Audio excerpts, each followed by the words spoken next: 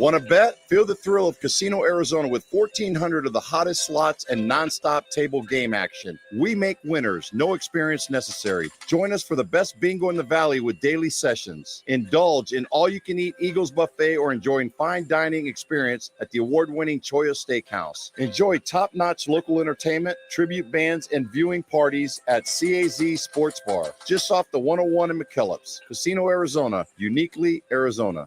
Got mouths to feed? How about a dunk contest? For a limited time, a 20-piece chicken McNuggets from McDonald's is just $6. Everybody will jump at the chance to dunk their chicken McNuggets into those crowd-pleasing dipping sauces, sweet and sour, ranch, and tangy barbecue. You'll probably see some reverse dunks, 360-degree slams, and the classic two-handed jam. Host your dunk contest tonight with a 20-piece chicken McNuggets from McDonald's for just $6. Ba-da-ba-ba-ba. Prices and participation may vary. Cannot be combined with any other offer or combo meal. HomeU is at home, watching the great outdoors on TV. For the lone gazelle, there sadly is no escape. RoadU always has an escape in an RV covered with Geico's added 24/7 emergency roadside service. For more RoadU time, get more with Geico. AM 1060 KDUS Tempe Phoenix and KSLX HD2 Scottsdale Phoenix.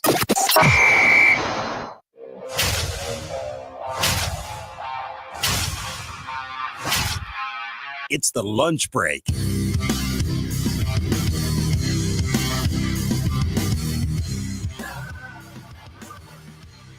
What can we say? A baseball loss last night for the Arizona Diamondbacks. Plus, what's the holdup on Bradley Beal's buyout? Welcome into this, the Wednesday edition of the lunch break here on KDUS AM 1060, streaming on the KDUS AM 1060 app. You can always watch the program over on the KDUS AM 1060 YouTube live stream. Hope everybody is having a great start to their Wednesday. Chris Schubert with you for the next 2 hours here on the program. Producer Evan is behind the glass, pushing all the buttons, taking your phone calls, 480-864-1060 if you want to join the program at any point here today. Last night, a pitcher's duel for the Diamondbacks, one that didn't go their way. And it's easy to just throw your hands up in the air and say, well, that's baseball. Sometimes that's going to happen. Unfortunately, this team can't afford that. Time for our top story of the day. It's the Daily Special.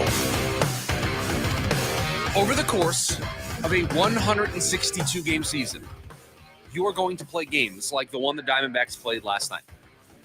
A pitcher's duel. A back-and-forth pitcher's duel, a game of missed opportunities, a game where one at-bat here or there changes the entire outcome. One home run robbery that either goes for or against you can be the difference between a win or a loss. And normally, when a game like this comes and goes, that's a tough luck loss, and you throw your hands up and you say, that's just baseball, man. That's going to happen over the course of a season. You're going to win games like that. You're going to lose games like that. You're going to win games that you shouldn't win. You're going to lose games that you shouldn't lose. Those things are just going to happen over the course of 162 games. You just have to hope that you have more positive luck than you do bad luck. But unfortunately for the Arizona Diamondbacks, while, yeah, you could just cast that game aside last night and say that's just one of those baseball-type losses that happens over the course of a season. Just going to happen. Merrill Kelly dominant in 7 innings. Diamondbacks unable to scratch a run across. Jackson Merrill with the home run robbery of Corbin Carroll. You can kind of just accept it and move on. But unfortunately for the Arizona Diamondbacks, they don't have a margin for error. And this is why we have been so consistent here on this show in where we think this team is at and where we think this team needs to be with the trade deadline looming right around the corner. Because let's face it. Let's be honest. I know this is unfair to the team. It's unfair to the players. It's unfair to the organization. You can't afford games like last night. You just can't. As much as that happens over the course of a baseball season, this team can't have those games go against them at this point of the year. If they want to turn their now 15% odds to make the playoffs, they want to turn those odds around.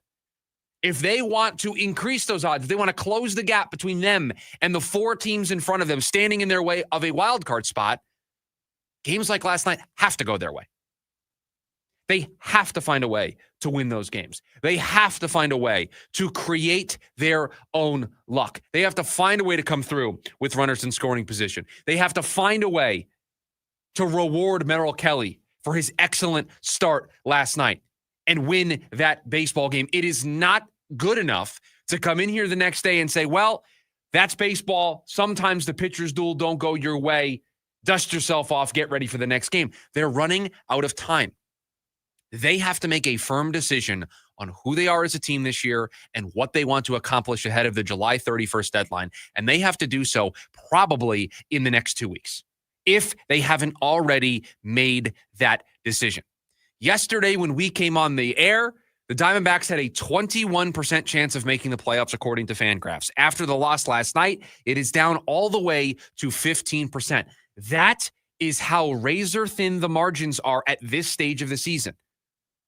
That's how swingy this can get over the next couple of weeks. And so that's why you have to win a game like last night. And I'm not trying to be overly critical. I'm not trying to be too harsh. I'm just trying to explain the reality of the situation. This team, as we sit here today, are 2 games below 500. That's just a fact. This team, as we sit here right now, look up at the standings, and they see 4 teams standing between them and the final wild card spot in the National League. That's not an opinion. That is a fact. They have to change those facts between now and July 31st if they want to be buyers at the deadline. They have to change the facts that they are now, 5.5 games out of a playoff spot in the National League wildcard race. They have to change those facts. Because you can have an opinion today that this team should have enough talent to make a run in August and September. And you may have the opinion that you want to see them see this through. But the facts tell a different story. And the facts of last night's game are one that you needed to have, a game that you needed to create your own luck and have it go your way, and it didn't. And the facts are only going to continue to tell a worse and worse story if the breaks don't go the Diamondbacks' way.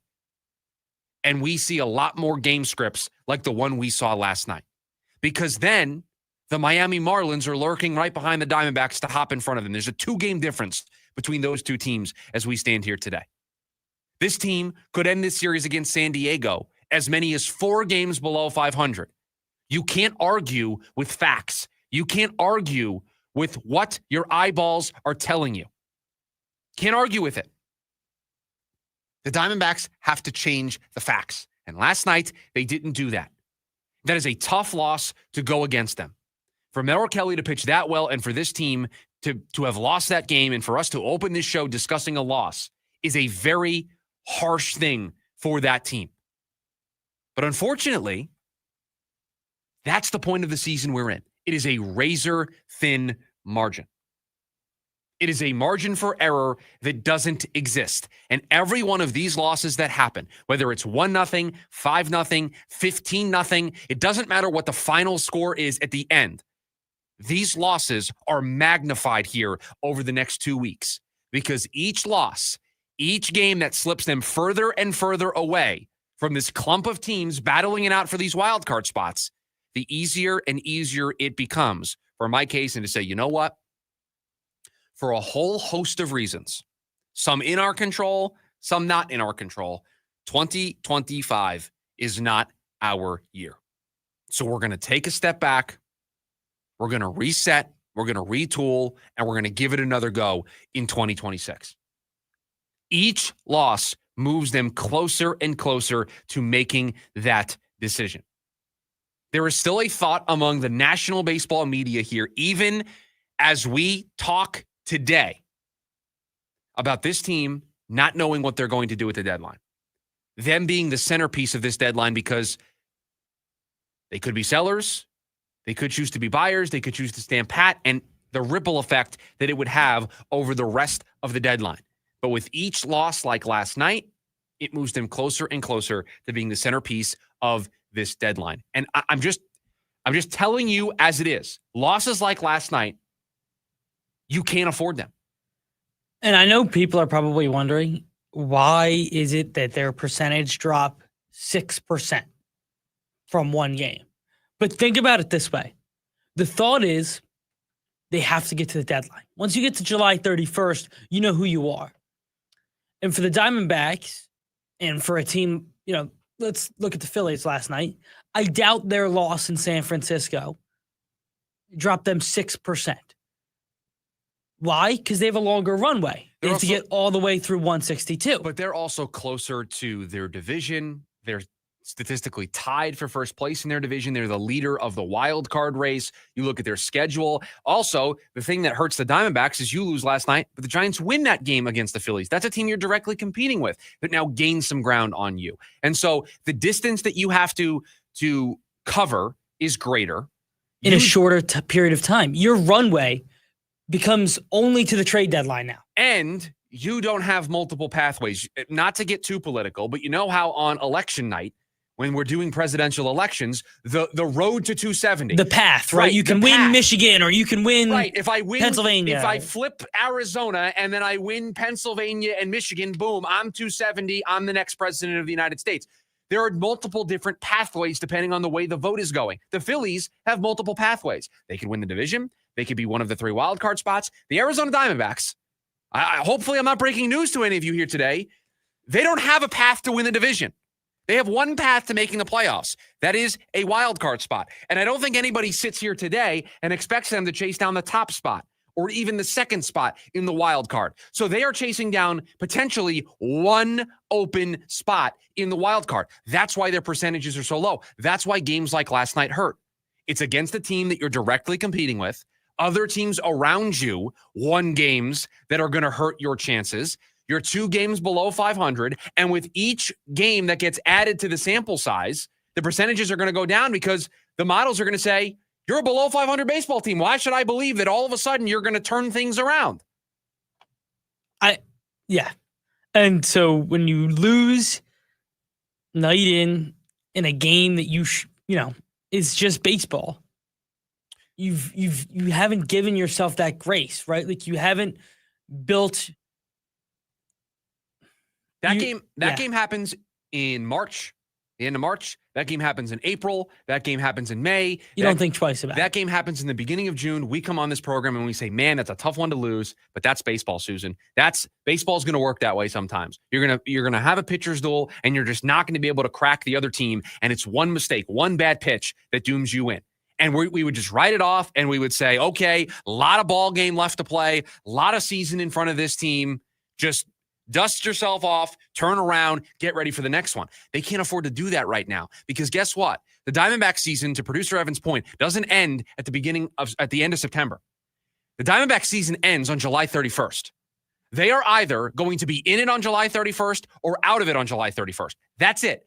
Their season runs through the end of this month because what happens after that is going to be fully determined based on how they play over the next 2 weeks. Because if they sell at the deadline, who cares about August and September? And I'm not saying that every team that ever sells can't make the playoffs. Like, look at Detroit last year.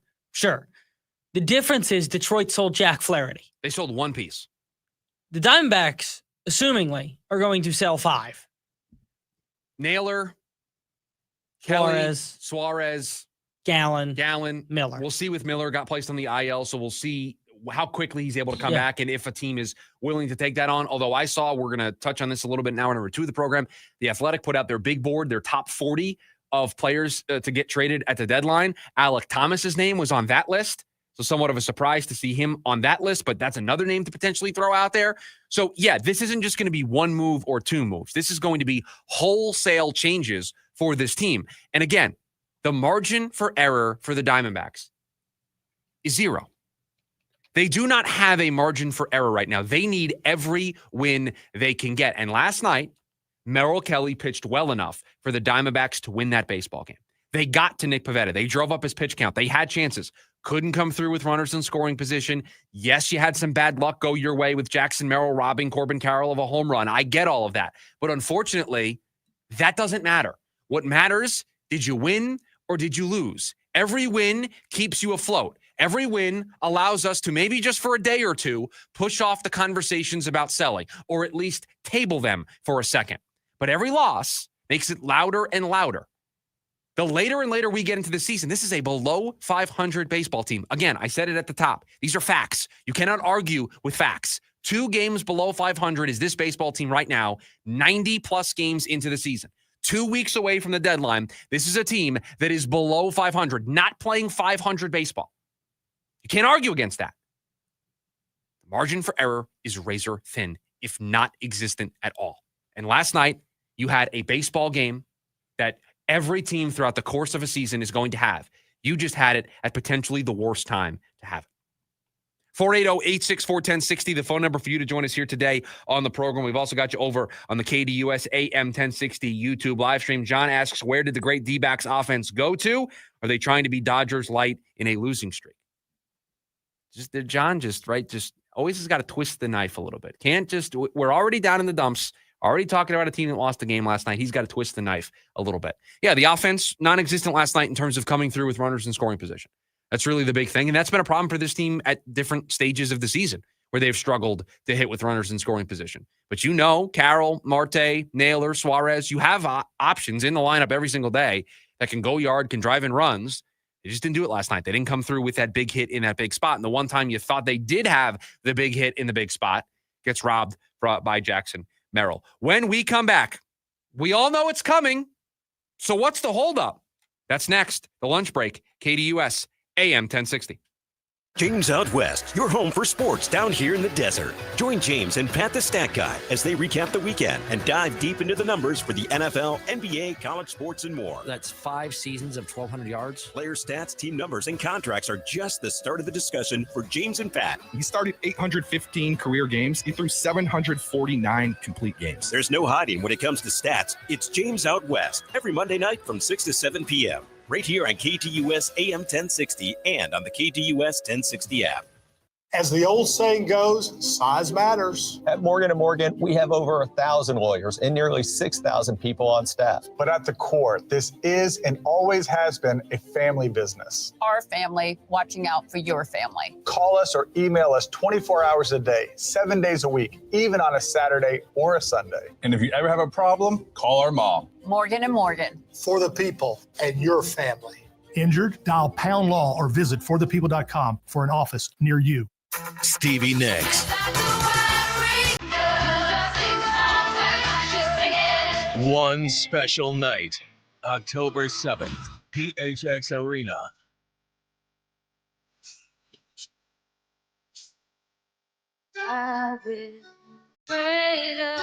Tickets on sale now at livenation.com.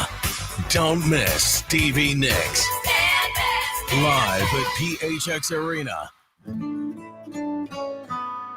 It's the first day of the first grade, and she found a new best friend. It's a laid-back Sunday afternoon you wish would never end. The homemade taste of Bluebell and good friends gathered round. The good old days are being made right now. You'll be one smart cookie when you try Bluebell Cookie Cake Ice Cream. A sweet cream ice cream loaded with chocolate chip cookie cake pieces and swirls of chocolate and vanilla icing. This cookie cake ice cream really takes the cake. The good old days are being made right now. The good old days are being made right now. Look for Bluebell Ice Cream at all Fry's food stores and all Walgreens. Jim Rome here with your Rome Report. Of course, I'm talking about Gary Vaynerchuk. Really quickly, how do you get unstuck? By realizing that you overvalue other people's opinions because you're insecure. Jim, it's a game of life is self-esteem versus insecurity. You've been in the sports business. You've been in all the rooms. You've seen some of the most famous players in the world. You've seen some of the richest owners in the world act silly, horrible, and it's all insecurity, brother. People are insecure. People need to realize that everybody else in the world sucks at stuff too, and they have to start becoming their biggest fan. It doesn't mean that you become a jerk and you become high in your own supply, but you've got to start liking yourself and stop putting people on a pedestal, because the reality is everybody has shortcomings. Everybody, and some just do a better job of hiding it than others. And ultimately, Gary. But Jimmy, when they hide it, it eventually pops up. You know that. Of course, right? Of course. Yeah, hiding it's going to get exposed. You need to address it. You need to get to a place of humility. You got to back to purple, back to balance, back to why I'm building this. I'm Jim Rome.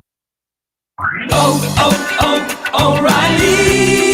Save money on your next full synthetic oil change at O'Reilly Auto Parts. Get a $15 prepaid MasterCard after rebate when you buy 5 quarts of Mobil 1 full synthetic motor oil for just $35.95. We can recommend all the oil change supplies you need. Shop your local O'Reilly Auto Parts store or O'ReillyAuto.com.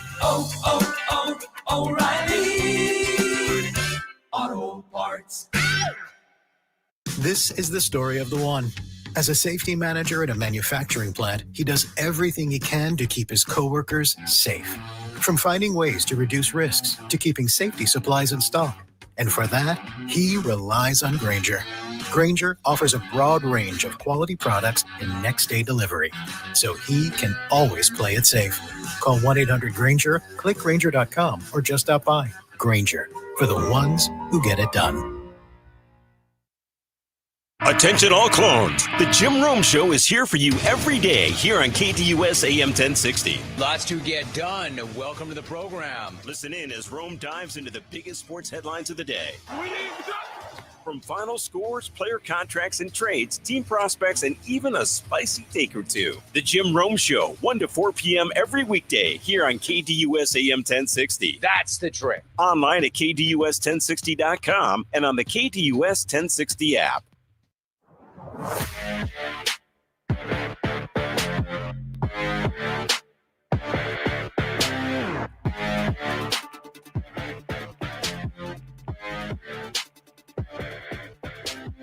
Which Valley quarterback is under more pressure in 2025? That coming up in about 10 minutes from now. As we await the news that was expected at the start of the week, was expected by yesterday, late in the day, that we would have this news. It's Wednesday, nearly noon, and the news still has not dropped, although there is some Suns news, as apparently James Jones is leaving his post with the Suns to go become the EVP, head of basketball operations over at the NBA. Joe Dumars had that role before he went to the Pelicans to run things over there in New Orleans. So it looks like James Jones is also going to leave Phoenix and head to the league offices to work for the NBA. Didn't it feel like it was headed that way? Well, it felt like they gave him a quote-unquote promotion, even though he wasn't going to be involved at all. And then they never talked about his contract. No. I never saw anything on that ever. No, he was right. His contract was supposed to expire, the end of June? Yeah, it was supposed to expire July 1st. Yeah, right? so now all of a sudden we're getting news that he's going someplace else. Yeah, makes sense. Makes sense all across the board. What doesn't make sense is why we are still waiting on news of a Bradley Beal buyout. Feels like all the momentum, everything is pushing us in the direction that Bradley Beal is going to get bought out by the Phoenix Suns. So why is it taking so long? This feels like a clerical thing, right? We're buying you out. We're paying you the money. Sign here. We sign here. Send it into the league office. Boom, we're done. Well, it's not that easy, even though it should be that easy. The Phoenix Suns need to get back a certain amount of money in a Bradley Beal buyout in order to waive and stretch his contract and get the benefits of buying out Bradley Beal. Because they could right now, as we sit here, tell Bradley Beal to kick rocks. They could tell him to go home. We're going to pay you the $110 million that's owed on your contract, and you're just going to be a member of the Phoenix Suns for the next 2 years, but we're not going to play you. We're not going to let you come to the facility. We're not going to let you do all of the things that you should be allowed to do as a player of the Phoenix Suns. We don't want you around. So we're going to buy you out. We're going to pay you all this money, and we want you to go away. We want you to go away. They could do that right now. The problem with that is there's no benefit to it. The Suns are going to have to pay the $110 million, whether Bradley Beal is on the roster or they buy him out and he's not on the roster. So what this buyout would do, if Bradley Beal agrees to give back a certain amount of money, it opens the door for the Suns to waive and stretch Bradley Beal, get under both aprons for the next couple of years, and yes, stretch out the pain. Instead of it being for 2 years, they stretch out a small amount of pain over a longer period of time, over 5 years. So that's the holdup. The holdup is Bradley Beal's got to give back money. Bradley Beal has to agree to say, I signed a contract. You are supposed to honor that contract, just like I'm supposed to honor that contract by showing up and participating and playing and following all the rules and guidelines that are in my contract, the things I'm allowed to do, the things I'm not allowed to do. And by doing that, you pay me the $110 million that is owed to me on my contract. Phoenix Suns want to change that contract. They want to alter that contract. And Bradley Beal says, whoa, wait a minute. If I'm going to alter that contract, if I'm going to give back some money, I got to see what's out there. I got to see if there's a team, the Los Angeles Clippers, that are interested in bringing me on and bridging that gap and making up that $14 million or so. That's the number very specifically. So I think it's like 14.1, 13.9, something like that. And that number triggers the Suns' ability to wave and stretch, and it triggers the Suns' ability to get under both aprons over the next couple of years to give them more tools in the toolbox to build this new version of this squad. Again, I'm on record saying I would just take the pain over the next 2 years. I would not wave and stretch and commit yourself to money well beyond when Bradley Beal's original contract was going to expire. Hopefully the cap goes up and makes this a moot point, but I worry about the limitations that carrying that cap hold for 3 years after Bradley Beal was supposed to be gone I worry about the impact it is going to have on the Suns team. Whereas over the next 2 years, I don't know how competitive this team's going to be. You can just take your lumps, and potentially next year, he's an expiring contract, and it's much more easy to move him and maybe free yourself of that $55 million in a different way. I've been on record with that, but I do see the merits of getting under both aprons. I do see the merits of now having more options available to you. It's just going to be up to them to make good use of those tools to make me eat my own words that I would rather just take the lumps over the next 2 years. If they get under both aprons and they start using those tools and they build a really good roster for 2026, then I will raise my hand and say, I apologize. I saw what you were doing here. I am now aligned with you, Brian Gregory. It is 6 on one hand, half a dozen on the other, right? In whichever way you want to go on it. And I'm with you. I would have done 2 years. I don't think we're going to compete next year. Next year, the year after that, we can see if a team wants to take that contract on. There's a lot of things you could have done in a 2-year short gap. Because you could, a year from now, with Bradley Beal as an expiring contract, there could be a team out there that has a contract that has a couple more years on it that they want to get out of. And they'll take on Bradley Beal's expiring to get out from some deals. Now, that does create a new problem because you may be taking on a multi-year contract of a player that you don't want. But there are creative ways to use that $55 million when it is an expiring deal compared to when there's 2 years left on it at $110 million. I see the merits to both sides. I have just been very consistent that I don't think this team over the next 2 years is going anywhere. I don't think they are going to be able to be relevant in the Western Conference power structure. I think in year 3 of Brian Gregory and Jordan Ott, that is when the iron is going to be hot and they should be able to strike. And so I would rather not have $19 million of Bradley Beal money just hanging on the books. Now, it's a lot easier to work around $20 million than it is $55 million. I'll grant you that. The $35 million savings, getting under both aprons, having the mid-level exemption, having all of those options, aggregating salaries. I get all that. And now by getting under both aprons, it may change what they're able to do with Royce O'Neal's contract, Grayson Allen's contract. I'm aware that it changes their flexibility in a good way. I just really have a tough time knowing that 3 years from now, we are still going to be talking about Bradley Beal's contract being on the books. And maybe that's the emotional fan in me. Maybe that's the emotional radio host in me saying, I would just rather take the pain over the next 2 years and be done with it and rid myself of Bradley Beal and not have that constant reminder for 3 years after of what a mistake this was. Because we all agree, one of the worst mistakes in Phoenix Suns franchise history, trading for Bradley Beal. And so now by waving and stretching him, if they're able to get to this buyout, you are now prolonging that reminder of how bad of a decision it was. Because not only was it a bad decision that didn't lead to a championship or even a decent playoff run, but now it was such a bad decision that you've now hindered the next 5 years of Phoenix Suns basketball with that contract. And the bet that the cap is going to go up, it's putting your eggs in a basket that, listen, they thought it was going to go up 10% last year. It didn't. It went up 8. Yeah.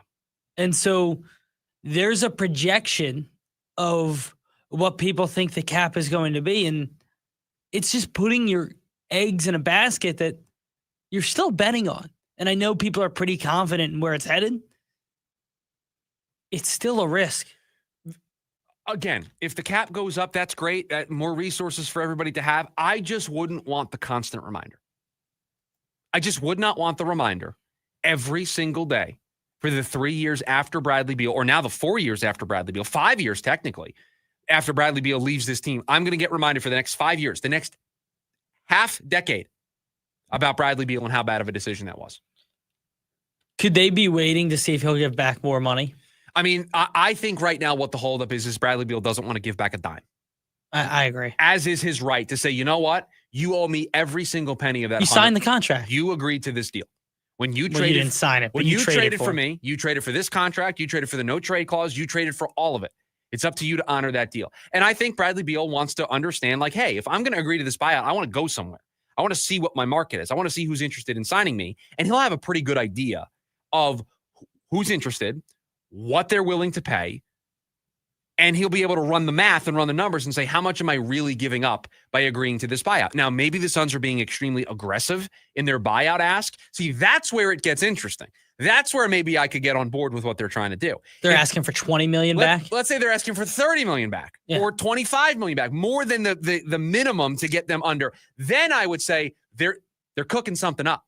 They're thinking about some moves here, and they want to wave and stretch this because they really want to free up that cap space to be able to make a move either this year or next year. Then I can start to maybe wrap my head around we're going to take some pain for 3 years after this. Because if they get more than the reported $14 million that they are looking to get to bring themselves under both aprons, if they get more than that, I think my opinion of this would change a little bit. I think a lot of people's would. I think I'd be like, okay, you're playing a little 3D chess here. You got more than I thought, and that takes the sting out of 5 years of a reminder of the mistake that was the Bradley Beal deal. Let's say they get 25 back, 30, but 30 back, which I think is obscene and they won't get it. They're going to get 14 and that's about it. But let's say they do. The league then starts watching the Suns because you have way more cap space than what you had previously thought. This team has done if they get more than 14 back, they've done a pretty good job at handling an offseason that people thought was a nightmare situation. I still think we're going to get to the place where $14 million, which is also the mid-level exemption, is the number that the Suns are going to be able to get back from Bradley Beal. He's going to finally agree and say, you know what, you don't want me here. I don't really want to be here because I don't want to be a place where I'm not wanted. I'll give back this money. I'll make all of it back, if not a good majority of it back, going to the Clippers or to the Jazz, who have the mid-level exemption, or name a contender that he may want to go to, Miami, wherever. And he'll be like, you know what? I just want to move on. The Suns will be able to move on. They'll get under both aprons. And truthfully, we will now get to start the next chapter of Phoenix Suns basketball. That doesn't happen until he's gone. It does not happen until he is gone.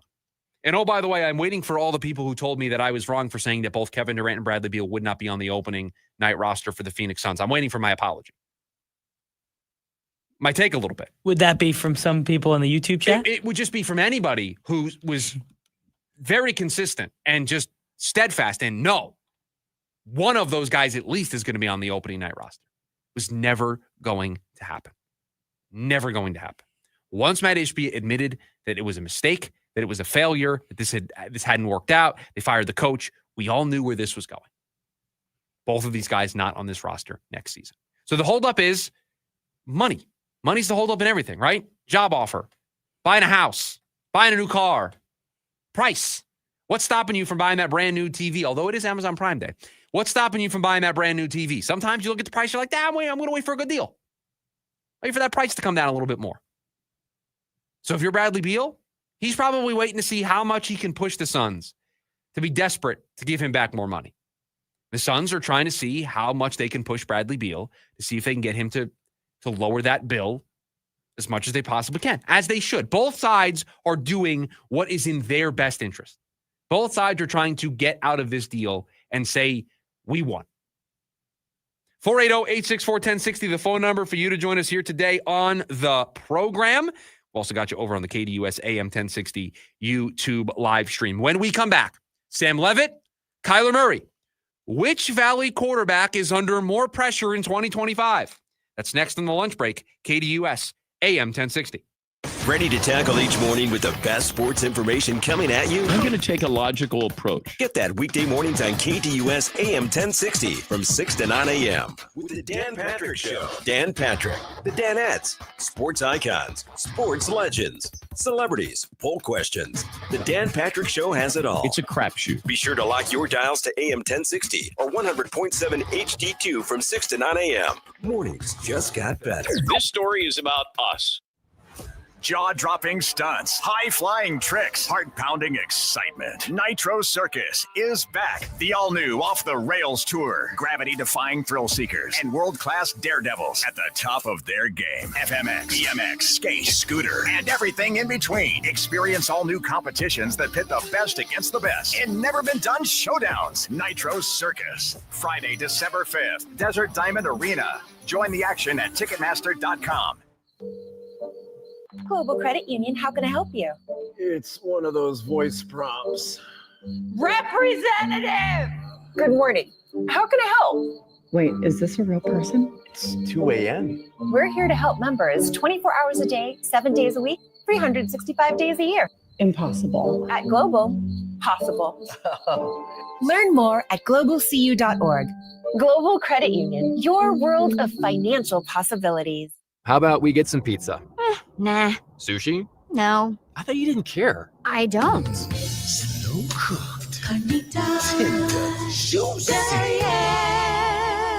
did they get in our car? I don't know, but we're going to Del. Del Taco's new slow cooked pork carnitas. Authentic spices and salsa roja give it a rich, deep, melt in your mouth flavor. Pork carnitas are here for a limited time, so get some tender, juicy Del Taco today. Hi, I'm Dustin, your friend and jeweler at Shane Company. If you're shopping for an engagement ring, we want you to feel like a kid in a candy store. All of our diamonds are in stock, in-store and online, so you get to use your eyes, not your imagination.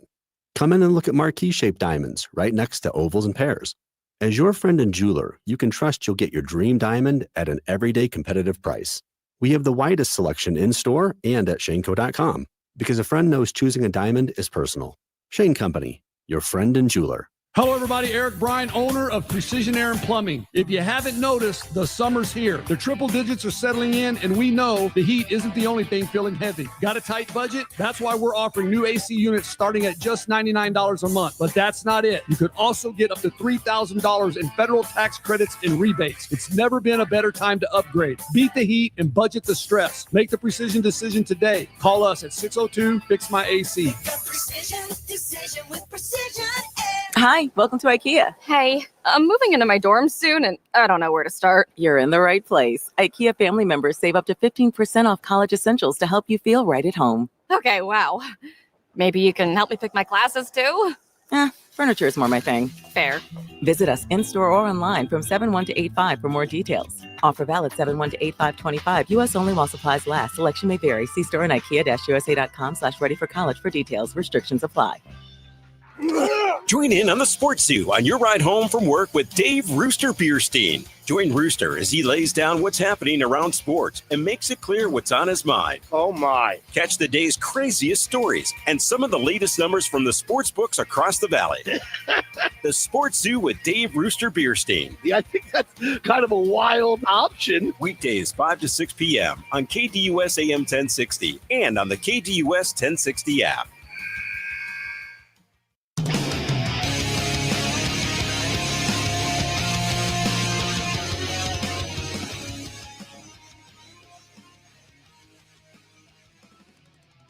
What originally was a buy or sell question yesterday, we tabled. We said this is bigger than just a buy or sell question. We want to dive into this a little more. So the question I posed before the break, which Valley quarterback is under more pressure in 2025? Is it ASU's Sam Leavitt or is it the Arizona Cardinals' Kyler Murray? And I will tell you, spent a lot of time thinking about this. Thought about it after the show yesterday, thought about it a little bit on the drive home, thought about it again this morning when putting the show together. And I don't want to take the cheap way out here. I don't. But I think it's important for us to, before we answer this question, to define what we mean by under more pressure. because there are different types of pressure. And I think depending on the type of pressure that we describe here, the answer changes. Because there's financial pressure. And if we're talking about who is at risk of losing more money, if they struggle, it's Sam Leavitt. Kyler's got the contract. Kyler's been paid the big bucks. Even if he was cut at the end of the year by the Cardinals, another team would pick him up and he would still be making a lot of money. Sam Leavitt, he has a bad year. It changes his draft stock. It changes whether or not he's a first-round pick, and that changes the financials. So that's one way to look at pressure of who has more to lose financially. Pressure in terms of expectations around their team is another way to put this pressure bucket. I think the answer there is also Sam Leavitt. Way more expectations on ASU this year than the Arizona Cardinals. I think the expectations around the Cardinals are, hey, should make the playoffs. But around ASU, it's go in the Big 12 again. It's go to the college football playoff again. It's be a national story this time all year long. That's different than making the playoffs in the NFL. That's different than the pressure that Kyler Murray faces. So how do we want to look at this? Okay. I think when you look at it those two ways, the pressure becomes slightly different because you're right. Sam Leavitt has the most to lose financially. But let me ask you this question. Sam Leavitt might get a mulligan. If he has a bad year this year, he can come back and play another one. Mm-hmm. Come back and play another one. Yep. Kyler might not get that. If Kyler has a bad year this year, he's done as an Arizona Cardinal. Oh, you don't have to use the word might. If Kyler has a bad year this year, he is gone. We are having an entire summer. You thought this summer was crazy, talking about Kevin Durant and talking about the future of the Phoenix Suns and talking about the draft for the Cardinals and overhauling their defense. Could you imagine a summer on this program each and every day, potentially when we're doing 3 hours of content every day? We're talking about the Cardinals searching for a new quarterback every single day for weeks and months on end. So yes, you are right. If Kyler has a bad year, he is gone. So who can survive a bad year more? Sam Leavitt. So if you wanted to use that as your pressure gauge, more pressure on Kyler Murray. And then on the latter, which is who can survive one bad game, it's Kyler Murray. In college, one bad game could sink your entire season in college football. So it's very pick and choose your spots. Sam Leavitt probably the whole year could have a bad year and be more okay than Kyler Murray is. Sam Leavitt has one bad game. He's in probably a worse state than Kyler Murray would be on one bad game. You also have the wolves at the gates for Kyler Murray as it is. Most people have already made up their mind about Kyler Murray, and most people want to see the Cardinals move on from Kyler Murray. That changes the pressure equation. Whereas with Sam Leavitt, there's more excitement about Sam Leavitt. Now that sets up for more disappointment potential. Whereas if Kyler struggles and the Cardinals struggle, there's going to be disappointment, but there's also going to be this air of, I told you so, that surrounds those conversations. So when I add all of these things up and I try to look at it from every possible angle, when I think of where the Sun Devils are as a program, when I think of where the Cardinals are as a program, where I think of where both of these teams have been recently, I think there's more pressure on Sam Leavitt and Arizona State than there is Kyler Murray and the Arizona Cardinals. I agree. I think that the momentum they've built, given last year. Yeah, have to win. You have to win. Have to win. And you're no longer, let's get in. It's now we got to kick down the door. And so the pressure, the Cardinals, the Cardinals always have a salary cap. They're always going to have the money. The pressure for the school itself becomes way larger on the Arizona State Sun Devils and the momentum they can get for the program moving forward than it will ever be on a single NFL season. I want to position it this way. Let me phrase it this way. Kyler Murray has a bad year.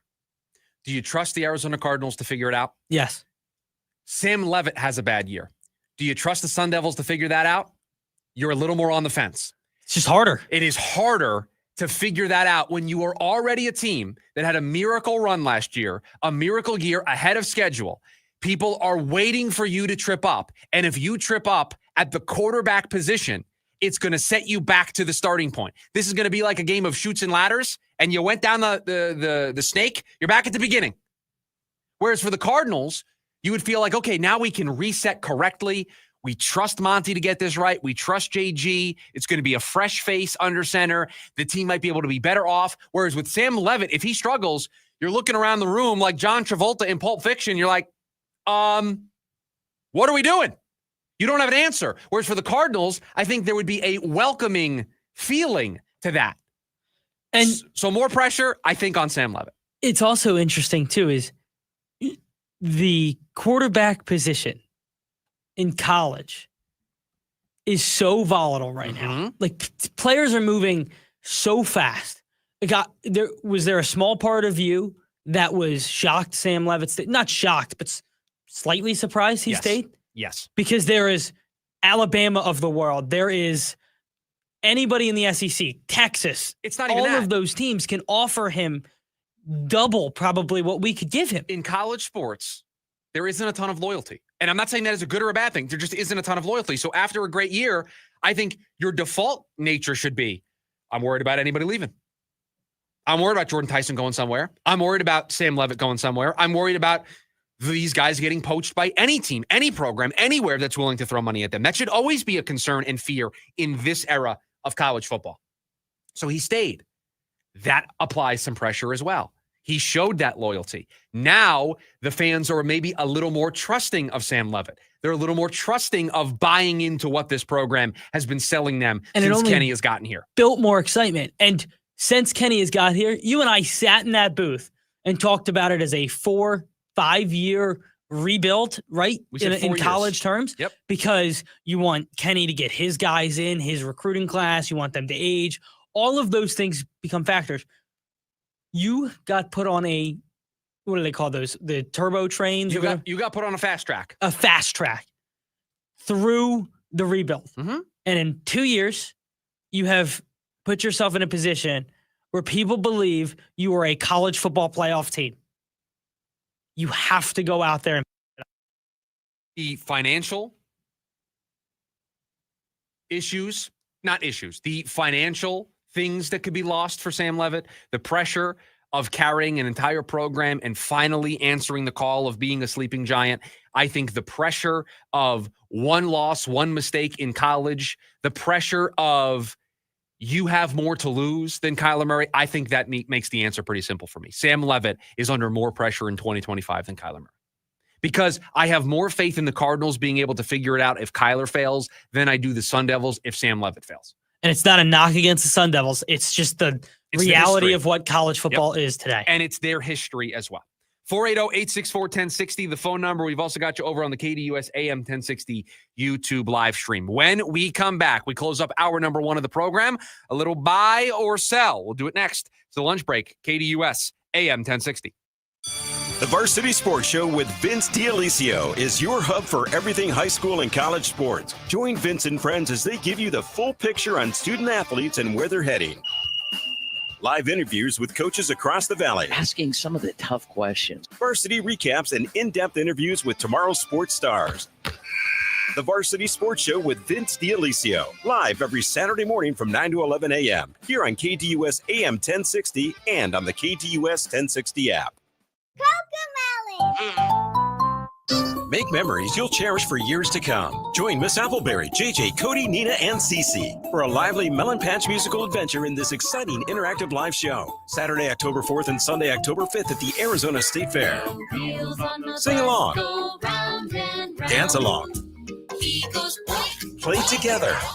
Tickets on sale now at azstatefair.com and include Arizona State Fair admission. It's a celebration of connection and childhood wonder. Coco Melon Sing Along Live inside the Coliseum at the Arizona State Fair.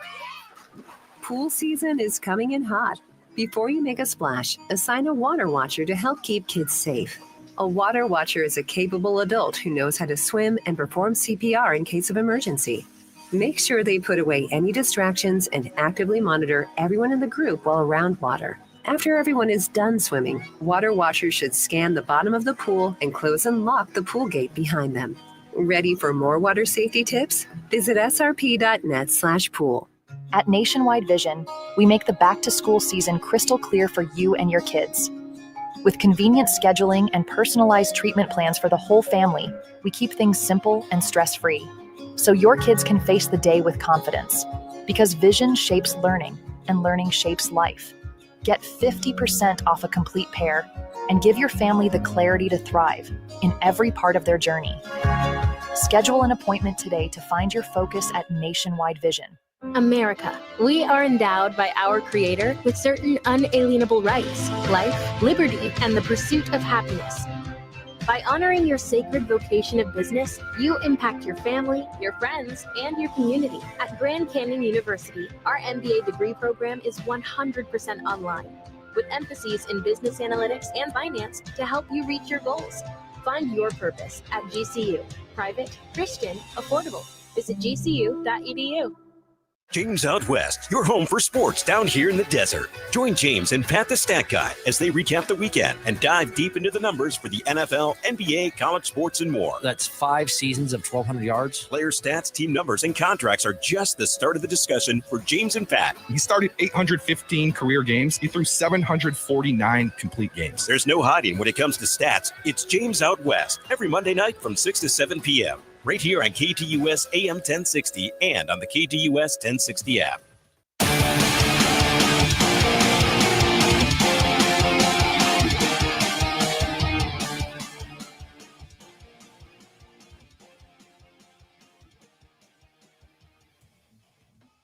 Make sure you download the KTUS AM 1060 app so you can take us with you on the go. Listen to the lunch break and everything here on KTUS AM 1060 wherever you are. Download the KTUS AM 1060 app today.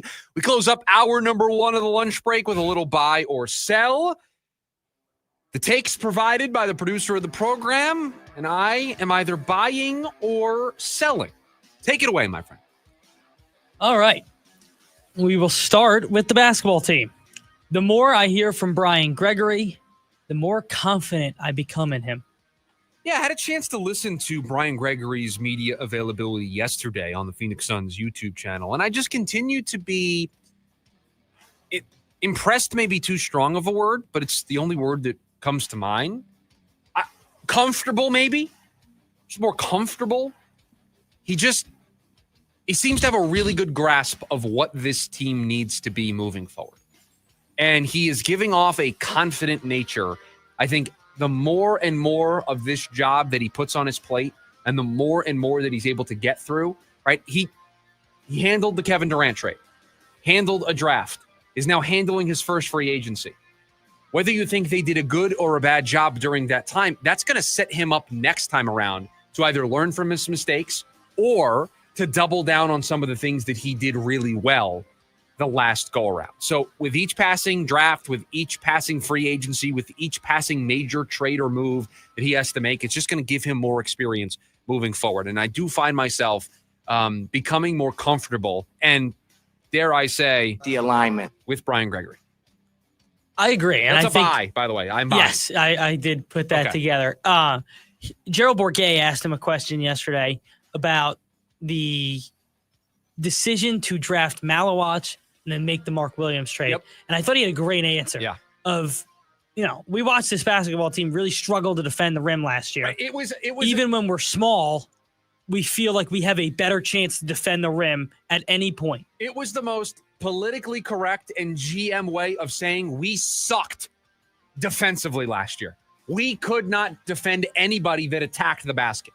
That was the nicest way he could have said it. And so it was kind of a tongue-in-cheek, like, yeah, of course this is what we did. Like, this was a huge problem for us last year. We needed to get better at it. So, yeah, we doubled and tripled down on addressing this need. He's getting more comfortable with the media. He had a nice little back and forth.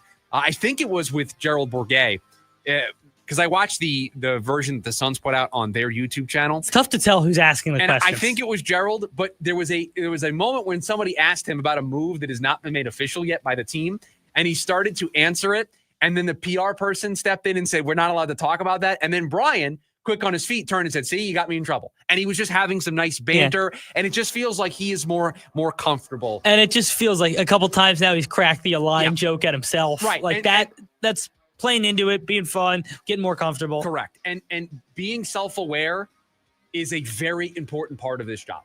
100%. Don't take yourself too seriously. I know you're the general manager of a sports franchise. You have some serious stuff to take care of. You got to try to build a roster, build a winner. Your job's on the line, but you can have some fun in the process. You get to work in sports. So I like seeing him be self-aware. So yes, I am growing more confident, comfortable, whatever word you used, with Brian Gregory with each passing day. I'm starting to warm up to him. And remember, I just want to make this clear. I remind everybody every turn, the day after this, The alignment. what did I say?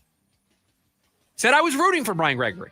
We all did. We all are. He seems like a nice person. I said I was concerned, but I was rooting for him because I wanted him to succeed. And so far, I think he is. Josh Sweat will have double-digit sacks in his first season as a Cardinal. Bye. Big year incoming for Josh Sweat. He has done it once. That was under the leadership of Jonathan Gannon's defense. Now it'll happen twice under the leadership of Jonathan Gannon. The D-backs will wait until the last day or second to last day to make a move at the trade deadline. Sell.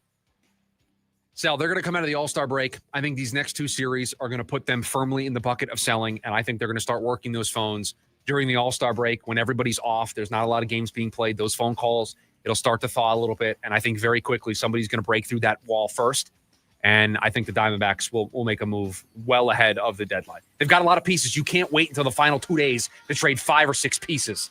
You've got to start doing some moves a little bit early. So sell. They're going to start moving stuff earlier than the last 2 days.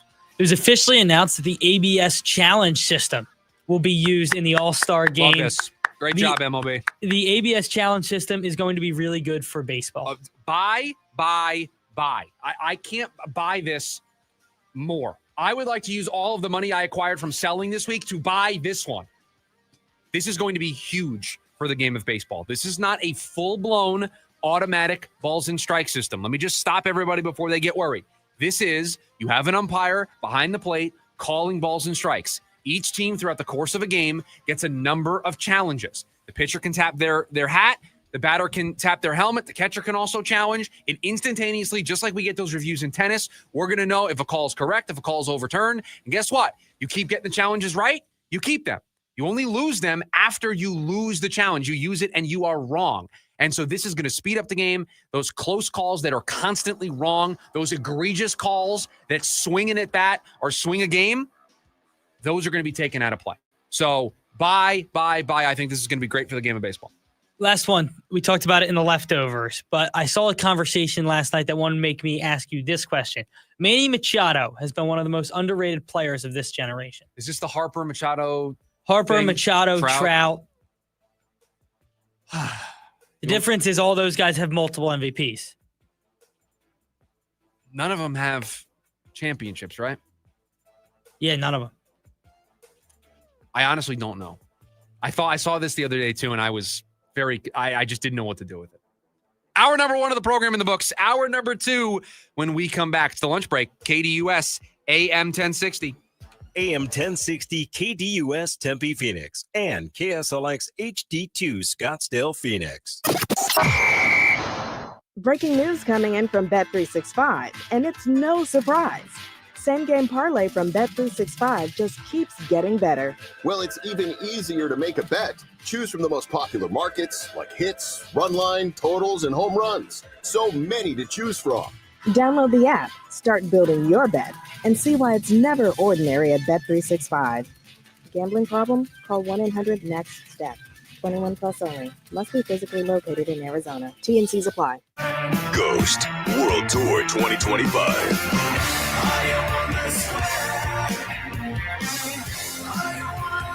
Ghost Theatrical Heavy Metal Arena Rock. August 11th, Footprint Center. Tickets on sale now at livenation.com. Don't miss Ghost.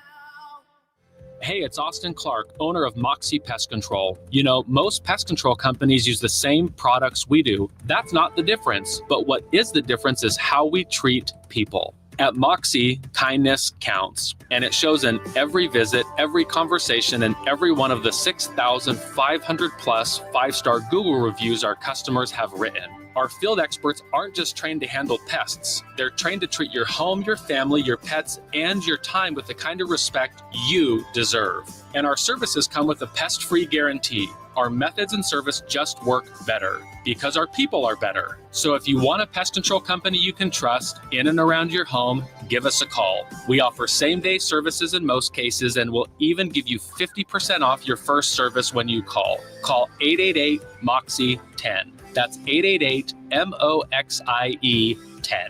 Moxie Pest Control, the highest and most reviewed pest control company in Arizona. Every day, savings, energy efficiency, rebates. Every day at APS, you have ways to save energy and money. We know how important it is to keep your bill as low as possible. That's why we offer programs to help you manage your energy use. Schedule a home energy checkup for savings recommendations tailored to your home. Find rebates on smart thermostats. Compare your rate plan options and switch to the plan that would have saved you the most money. Find ways to save at aps.com/brighter. Fulton Homes is bringing legendary Fulton quality back to the West Valley. Explore 4 exceptional West Valley locations with more standard features and thousands of ways to personalize your home. Find out why people buy Fulton Homes over and over again. Fulton Homes, you're proud to own, we're proud to build. AM 1060 KDUS Tempe Phoenix and KSLX HD2 Scottsdale Phoenix.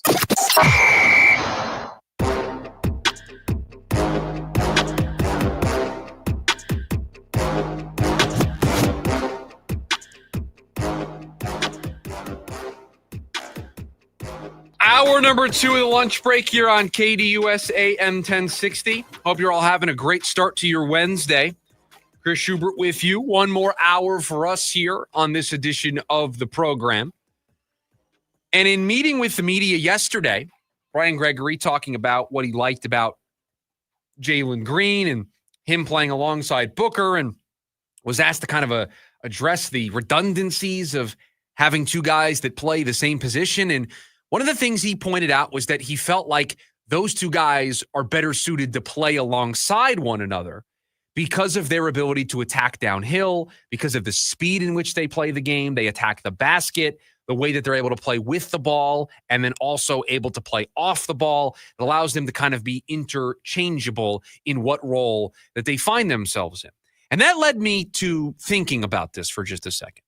They did bring back Colin Gillespie, but right now, they don't have a true starting point guard on this roster. Tyus Jones is moving on. And there's a lot of thought that if they don't bring back Chris Paul, could we see the return of Point Booker? Could we see Devin Booker go back to being the point guard for this team?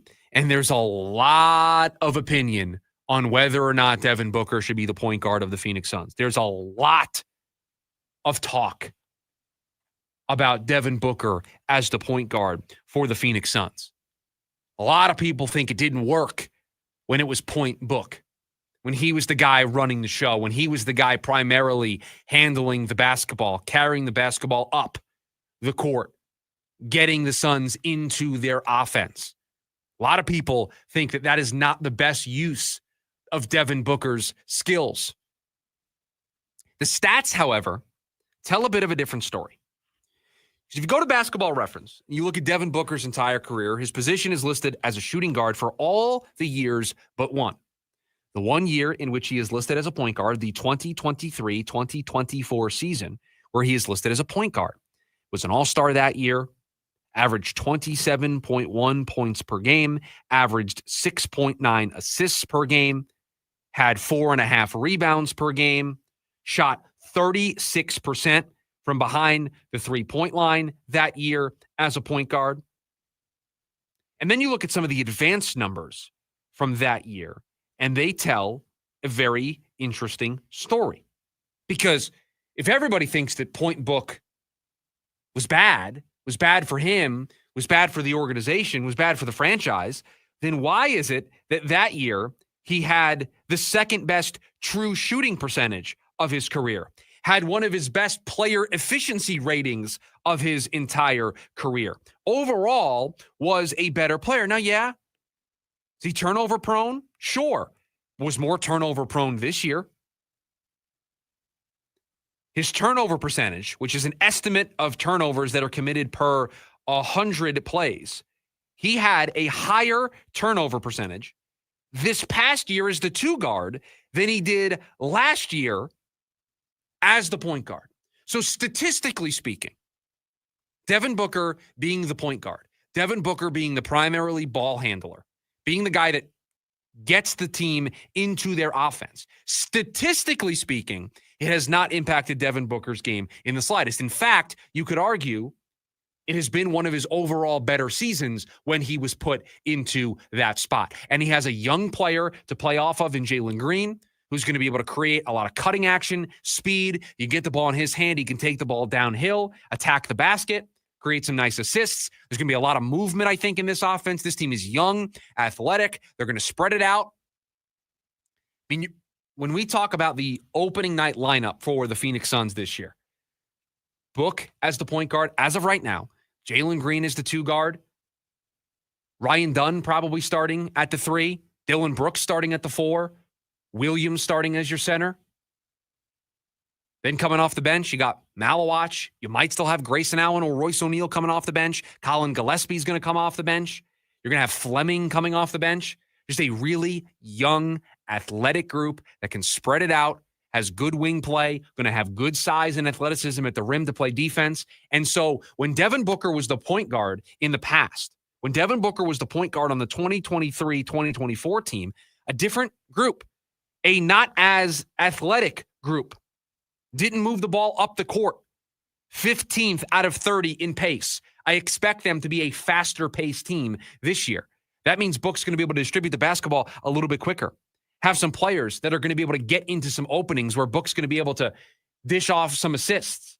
And more athleticism, more speed, more quickness might lead to him having less turnovers because he may be throwing the ball to a spot where he knows a guy can be, but isn't always in that spot. Well, with a young athletic group, maybe they're able to get to that spot a little bit more. So I don't think this is the doom and gloom that people have portrayed since the news that Tyus Jones was going, and since the news of looking at this roster and knowing that Booker's going to start, knowing that Jalen Green's going to start, and just starting to wonder once again if the Suns are going to roll into next season with Devin Booker as their point guard. And again, even if they get Chris Paul, I still think there's going to be a lot of time over the course of a game where Devin Booker is on the court leading the offense as the ball handler, as the point guard, taking the ball up the floor. Chris Paul's not playing 35 minutes a night. He's not even going to play 30 minutes a night if he came back. He's probably a 20 to 26-minute guy, probably at his peak for this team. So the ball is going to have to be in a lot of other people's hands. And Jalen Green works well off the ball. Ryan Dunn works well off the ball. So having the ball in Book's hands and getting it to those guys, I think is going to set up those guys well for success. But also, it's going to probably help Devin Booker because statistically speaking, one of the best years he has had in his career, he had when he was the point guard. He's had 4 All-Star appearances. One of them was when he was a point guard. The 27.1 points per game, way better than the 24.9 points per game, 24.8, points per game that he averaged this year as a 2 guard. Not really able to find his role. So I don't get as worried about this as others. Do I think they're better off having somebody like Chris Paul manage the basketball and handle those key late game situations? I do. This team is young. They're athletic. They want to play fast. And statistically, putting the ball in Devin Booker's hands didn't ruin him as a player. In fact, it was one of his better seasons. So maybe I'm off base here, but I don't worry about this as much as others do. And it's not like they're building a team to win the championship this year. And then I would argue maybe they need to add a point guard. But this outlook in 2025, 2026 is considerably different than what it was coming into last year. And so those arguing they need to add a point guard, I understand your point. But I don't think it's as urgent as some might say. And I know People are going to say, well, I had that high on my list. I did. But I like the moves they've made so far. I thought they addressed the biggest problem. To me, the point guard became the secondary problem to getting size and protecting the rim. And if they're okay running Booker out there, why not see what it looks like under Jordan Knott for a little? Second best shooting year from the field in Devin Booker's career was the year he was a point guard. His third best year shooting from behind the three-point line came from when he was the point guard. His turnover numbers, the second lowest turnovers mark of his career came when he was a point guard. So he didn't turn the ball over a ton. In fact, he turned the ball over way more earlier in his career, turned the ball over way more last year than when he was the point guard. Do I think it's the perfect answer? Do I think it's a square peg into a square hole? No, I do not. Because that's not traditionally what he is as a player. But the numbers tell me that with Frank Vogel as his coach, he was pretty good at it. Jordan Knott, I think, is going to be more creative as a head coach, is going to be more willing to make adjustments when things work and when things don't work. And so I think he is going to put Devin Booker in a position to succeed if they chose to go down this path and make him the point guard. I agree. And I think he's going to learn from it. And if it doesn't work, they'll make an adjustment. But why not try it? Why not see what it looks like? And if Jordan Knott is on board with this and says, hey, we think we can get a lot out of Devin Booker at the point guard position, I'm all in. I am all in trusting your young head coach. The alignment. But if it's coming from upstairs, maybe I'm a little bit more hesitant. But if Jordan Knott says, no, we like what Devin Booker can do at point guard, we think that's going to work for our team, I'm in. What have we said over and over and over again? Jordan Knott's the person we trust the most right now about the direction the Phoenix Suns need to go in. So if Jordan Knott is on board with this, if Jordan Knott is spearheading this, then I think he deserves the runway to see it through. John over on the YouTube chat says the team wants to play fast. We will see how good that goes. Yes, they are going to want to play fast. And I think in years previously, there was a concern about playing fast. You got an older Kevin Durant. You have an older Bradley Beal. Do you have the pieces to be able to play fast? It was a question. I don't think it's a question this year about them being able to play fast. Jalen Green's 23, about to be 24.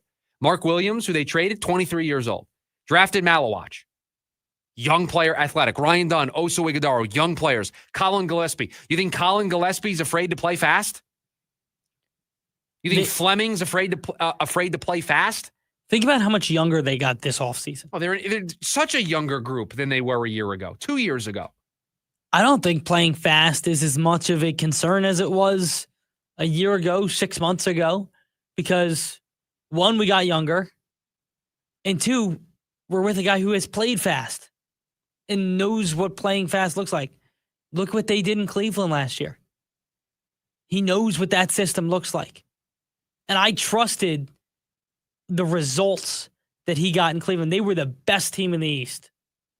Number 1 seed. Really good. He was an assistant, one of the lead assistants on that team.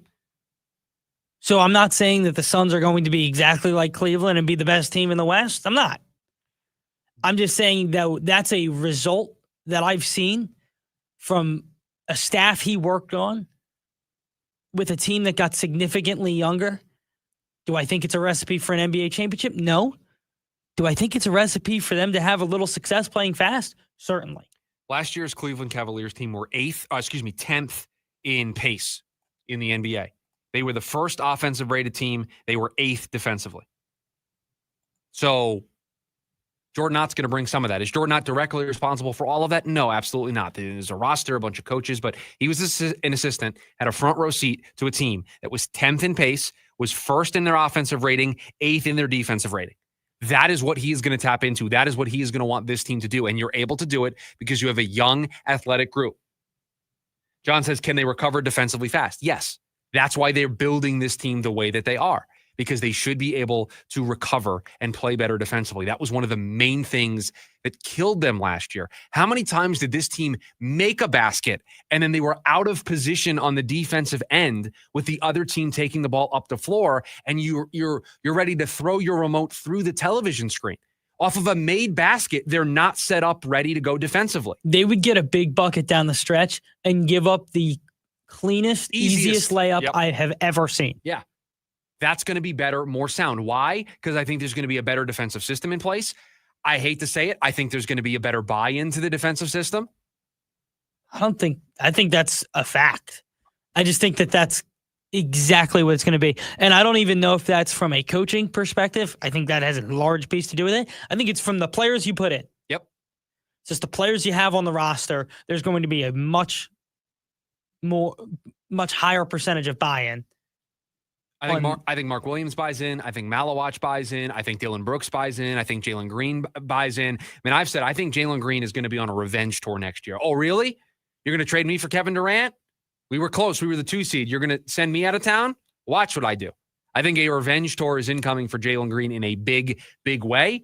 And that hunger, that motivation, that drive, it's going to be infectious. Suns didn't have a whole lot of that last year. It's why we clamored to play Ryan Dunn and Oso and Colin Gillespie more, because those young players were providing it. Well, this team's got a lot of young players this upcoming season. And I will say this about this team. They may not be great. They may not make the playoffs. They're winning more games than they won last year. I will say this until I am blue in the face. But I'm going to say this confidently. They will be significantly more fun to watch next year. No doubt about it. There's not a question in my mind. I'm already looking forward to Suns basketball. And I know it's not going to be a 45-50 win season. I know it's not going to include a deep playoff run. They might barely be in the mix to make the play-in tournament. Maybe if some stuff breaks their way, they're in the mix for the play-in tournament. I know what the ceiling is for this team, but I'll tell you what, it's going to be more enjoyable to watch Phoenix Suns basketball next year. That's for sure. Way more enjoyable. 480-864-1060, the phone number for you to join us here today on the program. When we come back, after their loss last night, a 15% chance, according to one source, to make the playoffs. What has to happen for it to come true? That's next, the lunch break, KDUS AM 1060. Attention all clones. The Jim Rome Show is here for you every day here on KDUS AM 1060. Lots to get done. Welcome to the program. Listen in as Rome dives into the biggest sports headlines of the day. From final scores, player contracts and trades, team prospects, and even a spicy take or two. The Jim Rome Show, 1 to 4 p.m. every weekday here on KDUS AM 1060. That's the trick. Online at KDUS1060.com and on the KDUS 1060 app. I'm Ultima Morgan of Morgan & Morgan. Every time one of my children started driving, it was terrifying. I am quite aware of the dangers being on the road. Thousands of accidents happen across the country. We see it every day. These families' lives will be changed in an instant. We fight for these families as if they were our own. We've become America's largest injury law firm by winning cases just like these. If you've been injured in a car accident, call us. Injured? Dial pound law or visit forthepeople.com for an office near you. I got my first real six string. Brian Adams, Roll with the Punches Tour 2025. A night full of hits, live at PHX Arena, Saturday, November 15th. With special guest Pat Benatar and Neil Giraldo. Get tickets now at livenation.com. If you know, you go. At Superstar Car Wash, we're proud to have over 550,000 members. Be in the know and try what everyone loves today. Text SuperAZ to 27800 to get a free Super Protect car wash. Terms and conditions apply. Hey, Tempe, your new Sam's Club is opening soon. I love the savings that Sam's Club has to offer. It makes it easy to feed a family of 5. That gas pump there is amazing. The scan and go option just sets Sam's Club apart. Today's the day to join the club. Your club, Sam's Club. At the UPS Store, we ensure your small biz stands out with a variety of high-quality paper stock options, banners, posters, brochures, and more. Most locations are independently owned. Product services, pricing, and hours of operation may vary. See Center for details. The UPS Store. Be unstoppable. Come into your local store today and get your print on. Get more summer for your dollar with 4 slams for under $10 each at Denny's, like the new Red, White, and Berry Everyday Value Slam. It's summer on a plate with blueberry stuffed pancakes topped with strawberries, and for under $10. Valid at participating locations. Limited time offer. Additional restrictions and surcharges may apply at some locations. I'm Dan Patrick, and this is Above the Noise. Here we are in Lake Tahoe for the American Century Championship, where quarterbacks and actors and former MVPs are on the golf course, trading in their shoes for golf spikes. And, of course, Steph Curry is here because why wouldn't he be? He's a defending champ and the greatest shooter in NBA history. But you watch him on the golf course, and he treats it like it's another night in the NBA. Smooth swing, perfect rhythm, draining 30-footers like he's pulling up from the logo. Save some talent for the rest of us. The rest of the field slices, drives, and blames the altitude. Steph, right down the middle, smiles, walks away, but this time with no mouth guard in sight. Great athletes usually excel in more than one sport, but for Steph, he's making it unfair. Basketball, the greatest shooter ever, conquered. Golf, he's on his way, but just hope he leaves some sports for us mere mortals. I'm Dan Patrick, and this is Above the Noise. Rapid radios are the official walkie-talkie of the Dan Patrick Show. You can reach your kids anywhere at any time with Rapid Radios push-to-talk devices, providing clear contact nationwide on an LTE network. 100% private, no subscriptions ever. Visit rapidradios.com. I have a limited time offer. Visit rapidradios.com to save up to 60%. Get free shipping from Michigan. Use the promo code RADIO for an extra 5% off. Rapid Radios. Pickleball is the fastest growing court sport in the world, and no one makes playing pickleball safer, more comfortable, and quicker on your feet than Tyrell. Tyrell is the first purpose-built shoe made specifically for playing pickleball. Tyrell shoes are made with the famous Vibram outsole. Remember, Tyrol. If you want to elevate your game, you want to play longer, more comfortably, go to TyrellPickleball.com and experience how Tyrell can help your game while making you look like a real pro. Ready to tackle each morning with the best sports information coming at you? I'm going to take a logical approach. Get that weekday mornings on KDUS AM 1060 from 6 to 9 a.m. with the Dan Patrick Show. Dan Patrick, the Danettes, sports icons, sports legends, celebrities, poll questions. The Dan Patrick Show has it all. It's a crapshoot. Be sure to lock your dials to AM 1060 or 100.7 HD2 from 6 to 9 a.m. Mornings just got better. This story is about us.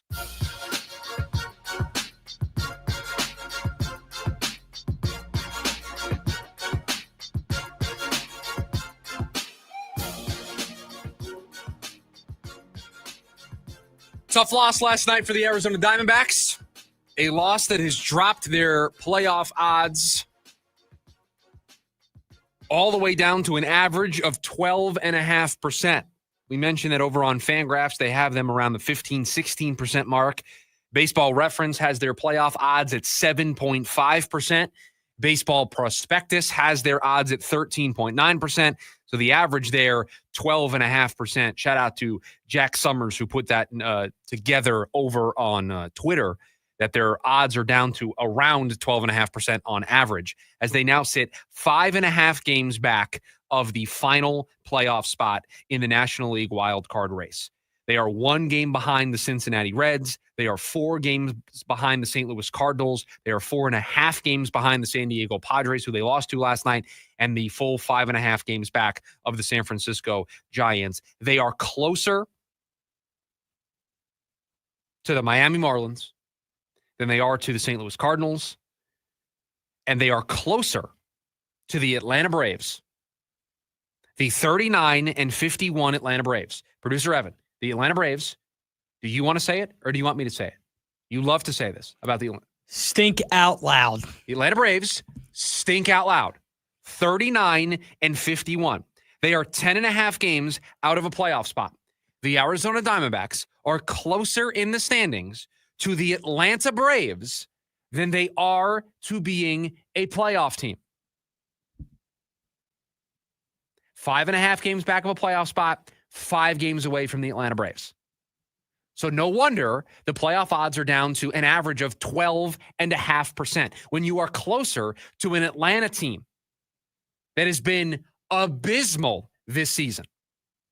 when you are closer to that team than you are to the Giants, how am I supposed to take you seriously with a couple of weeks to go before the trade deadline?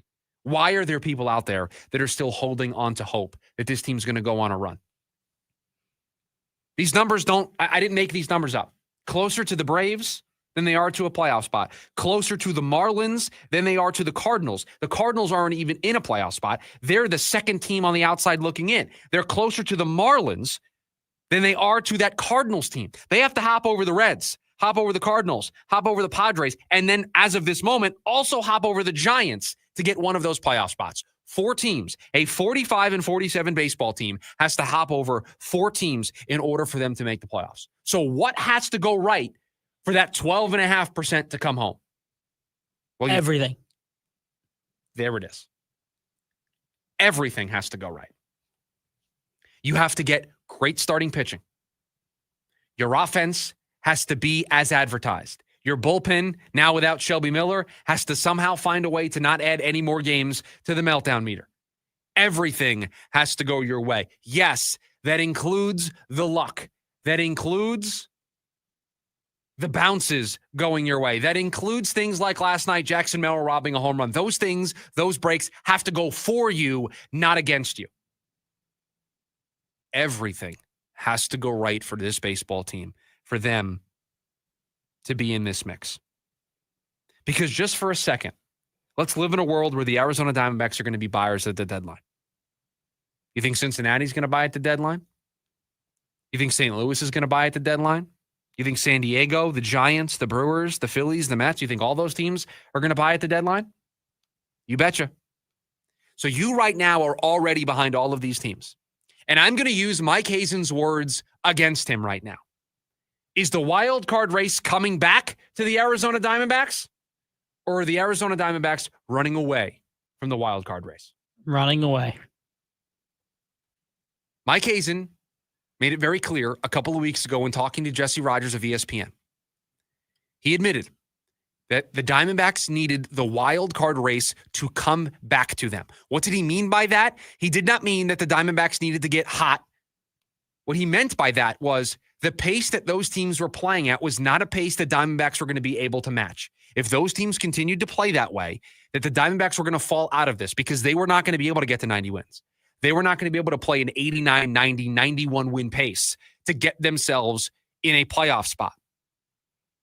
And so far, the wild card race has not come back to the Arizona Diamondbacks because when that conversation was happening, this team was 3.5 games, 2.5 games out of a wild card spot.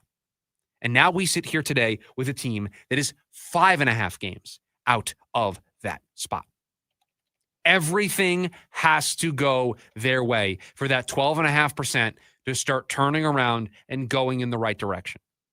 Now, we did this throughout the season with the Phoenix Suns. Every night we updated what their playoff odds were. I don't think we're going to do that for the Diamondbacks. But yes, winning tonight is going to increase those odds because you're going to gain a game on the Padres. You're going to move a little bit closer. You're rooting for the Phillies a ton right now because they're playing the Giants. You're rooting against all these teams right now. But more importantly, before you can do any of that, before you can do any scoreboard watching, you have to take care of business. And last night, Merrill Kelly went out there and gave you 7 innings of one-run baseball, was efficient with his pitches, could have gone out there for the 8th inning, could have continued to pitch in that game, had a little bit of a calf thing, maybe a cramp or something. They didn't want to push it. And you lost 1-0. Can't have those games go against you. Those games have to go for you if you want to turn this 12.5% into something more, if you want to turn this season around. They're just running out of time. Clock's running and the runway is short. And those are a horrible, horrible combination. And they need to make a serious change in how they're playing and do it fast. Because you need to be consistently great until July 31st. And that's a really hard thing to do. Not consistently good. You need to be consistently great. That's it. There's no margin for error anymore. You can't lose games like you lost last night. It's no longer acceptable. Yeah, no, those games just have to go your way. You can't lose pitchers' duels where a break goes against you. You just have to find a way to win. And it's unfair because, again, that game happens in May or April, and we're singing a different tune. But it's getting late early. It's last chance saloon. Like, there is no, but they played well and lost the pitcher's duel. No, they lost. And every loss makes it harder for them to dig out of this hole. Because, again, you may think they can go on a run in August and September. You may think that the schedule breaks their way and that they'll be able to stack up those wins. They have to get to July 31st and put Mike Hazen in a position to where he wants to see this through. And if they keep losing games like last night, if they keep losing and sliding further and further, they get passed by Miami, they move closer and closer to the Braves. Again, closer to the Braves in the standings than they are to the final wildcard spot. That trend continues to grow. How do you buy at the deadline? How can you be Mike Hazen and really stand there and say this is the best move for our ball club? Not only this year, but next year and the year after that. When you know the best move for this team as of right now. Because what else did he say? That he wants the team to give him a reason to buy. Are they giving him a reason to buy right now? Or are they giving him every reason to be a seller? Because it's not just good enough to not completely fall off the face of the earth. This team is not giving Mike Hazen a reason to say, you know what, they're starting to play better. You know what, they're starting to rattle off some series wins. You know what, I know they're only 2 or 3 games above 500, but they passed the Reds in the standings. They're closing in on the Cardinals. They're closing in on the Padres. They're closing in on the Giants. They're moving up the standings. It's less teams for them to hop. The same 4 teams that they have been chasing down for the last 4 weeks that we've been having this conversation, they continue to be behind those teams in the standings. This team is not giving Mike Hazen a reason not to sell. They are continually giving him a reason to sell at the deadline. 480-864-1060, the phone number for you to join us here today on the program. Speaking of selling at the deadline, is Merrill Kelly one of the best starters available by the end of the month? That's next. The lunch break, KDUS, AM 1060. Join in on the Sports Zoo on your ride home from work with Dave Rooster Bierstein. Join Rooster as he lays down what's happening around sports and makes it clear what's on his mind. Oh, my. Catch the day's craziest stories and some of the latest numbers from the sports books across the valley. The Sports Zoo with Dave Rooster Bierstein. Yeah, I think that's kind of a wild option. Weekdays 5 to 6 p.m. on KDUS AM 1060 and on the KDUS 1060 app. The Mazda More to Move You sales event is going on now at Mark Mazda in Scottsdale. Right now, receive 1.9% financing for up to 60 months on the brand new 2025 Mazda CX-50 or CX-50 Hybrid. Or receive $10,000 off the top of MSRP when you lease a brand new 2025 Mazda CX-70 or CX-90 plug-in hybrid. Think of how low your payment will be with those savings. Go to markmazdascottsdale.com. The name to remember, Mark Mazda, Mark Mazda, on approved credit plus $998 doc fee. The legacy continues. Pantera. The heaviest tour of the summer. Tearing up Talking Sick Resort Amphitheater, August 26th. With Amon Amarth.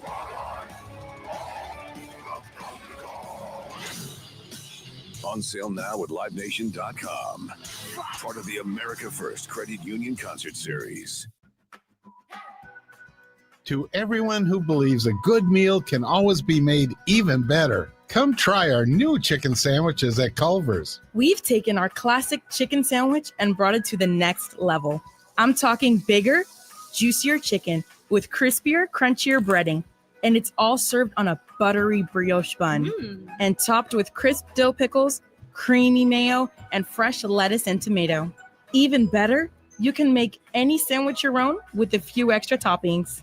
Throw on some real Wisconsin cheddar cheese, add thick cut bacon, or both. We'll make it fresh just for you, just the way you like it. Whether you go for crispy, spicy crispy, or grilled chicken, you're sure to enjoy your first bite and every bite after that. So are you ready to try our tasty take on a tried and true classic? We've got a table waiting with your name on it. From Wisconsin with love. Welcome to Delicious. If you don't have gas in your home, but something doesn't smell good. Ew, what's that smell? If it smells like rotten eggs, there could be a leak in your neighborhood. Now what do I do? If you suspect a leak, move fast, call 911 and Southwest Gas. From a safe location. But I don't have natural gas in my home. Gas lines are buried all around, so even if you don't have gas. I know, call 911 and Southwest Gas. Geico knows there's a home you and a road you. Right now you're hearing home you. He's not in an RV. He's at home, watching the great outdoors on TV. For the lone gazelle, there sadly is no escape. Meanwhile, road you always has an escape in an RV covered with Geico's added 24/7 emergency roadside service, so he can explore more of the great outdoors in real life. Except maybe the ravine where the gazelle got stuck. Road you should avoid that. For more road you time, get more with Geico. The Varsity Sports Show with Vince D'Alicio is your hub for everything high school and college sports. Join Vince and friends as they give you the full picture on student athletes and where they're heading. Live interviews with coaches across the valley. Asking some of the tough questions. Varsity recaps and in-depth interviews with tomorrow's sports stars. The Varsity Sports Show with Vince D'Alicio. Live every Saturday morning from 9 to 11 a.m. Here on KDUS AM 1060 and on the KDUS 1060 app.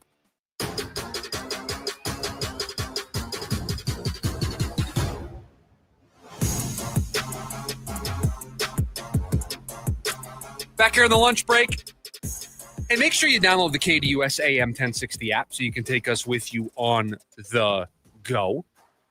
It's going to be a pretty busy next couple of weeks here on the program. The All-Star break coming up in Major League Baseball after this weekend. But right out of that is going to be a trade deadline frenzy. I think the rumors are going to start to pick up in earnest. I think you're going to have news flying faster than you can even imagine as the trade deadline draws closer and closer. And a name that we are all keeping an eye on here, obviously, with each start, is what the future for Merrill Kelly looks like. Now, producer Evan, I need a little bit of help here because I look at these numbers and they seem good to me, but I just want a second opinion to make sure that you know I'm looking at this the right way. So if you don't mind, give them to me. Merrill Kelly over his last 7 starts, a 2.78 ERA, 42 innings pitched, 33 hits, 16 runs, 13 of them earned, 11 walks, 43 strikeouts, a 1.04 whip, and has allowed 2 earned runs or fewer in 4 of the 7 starts. Shout out to D-Back Stats and Info for providing that information. Those good numbers? Yeah, they're solid. Solid numbers. They're solid. A sub-3 ERA in your last 7 starts. And in we talk about it with him constantly, the breed of consistency. Yep. He's averaging 7 innings a start. Right? You said 7 starts, 42, 6 innings. 6 innings. Bad math. Some tough math there for you. Oh. Yeah, I was ready to jump all over you, but you corrected yourself. Yeah, bad math. It's okay. We're doing live radio. Sometimes the math isn't always going to be perfect. 6 innings is still... He's averaging, for me, a quality start. Yeah, right. Quality start territory every time he's gone out there the last 7 starts. And again, in 4 of those 7 starts, he's allowed 2 earned runs or fewer. So obviously, peaking at the right time, pitching some of his best baseball so far of the season, a free agent at the end of the year, one of the more talked about names when it comes to the deadline. So not a surprise to me that when The Athletic this morning put out their MLB trade deadline big board version 2.0, that the top 40 players available, that Merrill Kelly was the 4th starter listed. Do you want to try to guess the 3 starters in front of Merrill Kelly available ahead of the deadline, according to The Athletic? You want to try to take a swing here? Is Zach Gallen one of them? Zach Gallen right in front of Merrill Kelly. So Merrill Kelly, the 11th overall player on this top 40, the 4th starter. Zach Gallen, the 10th overall player, the 3rd starting pitcher.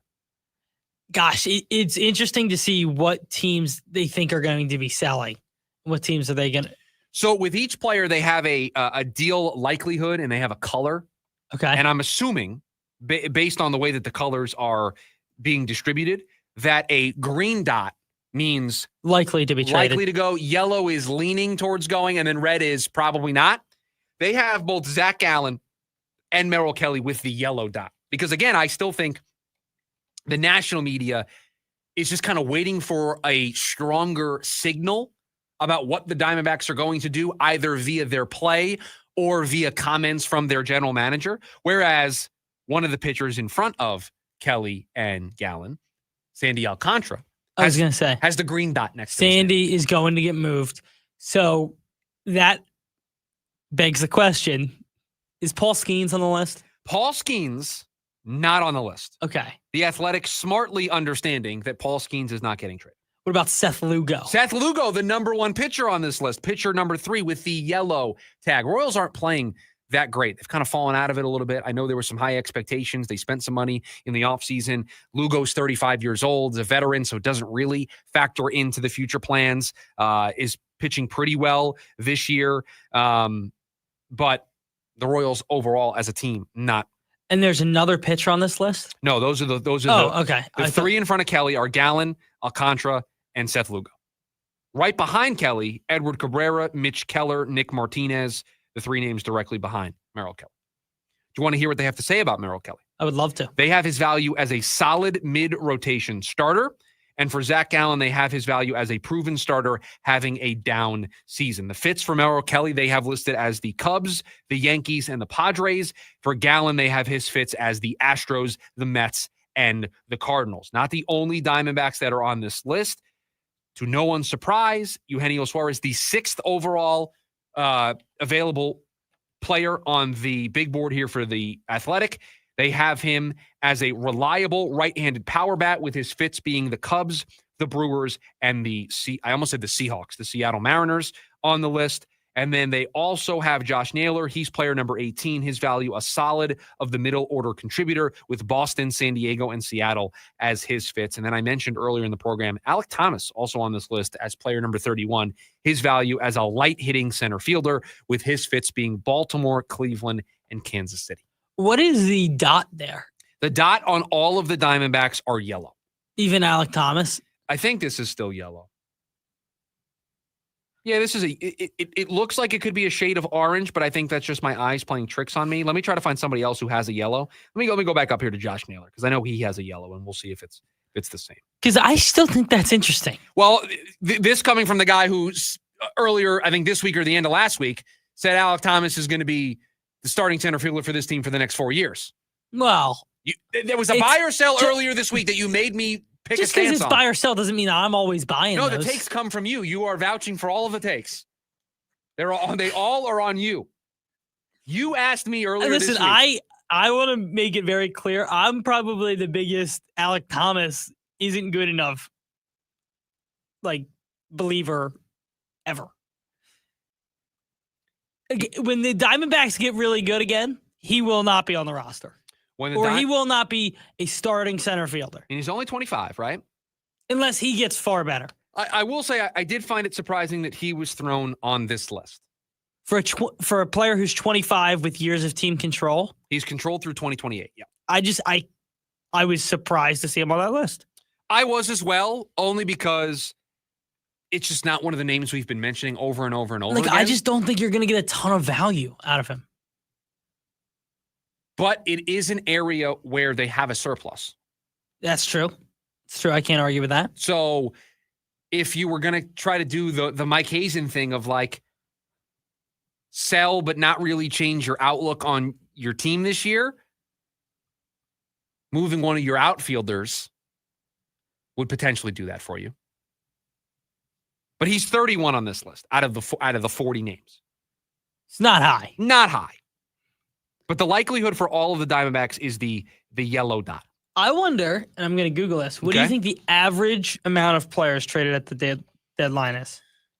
The average number of players traded, what are you defining as at the deadline? When do you want to start that?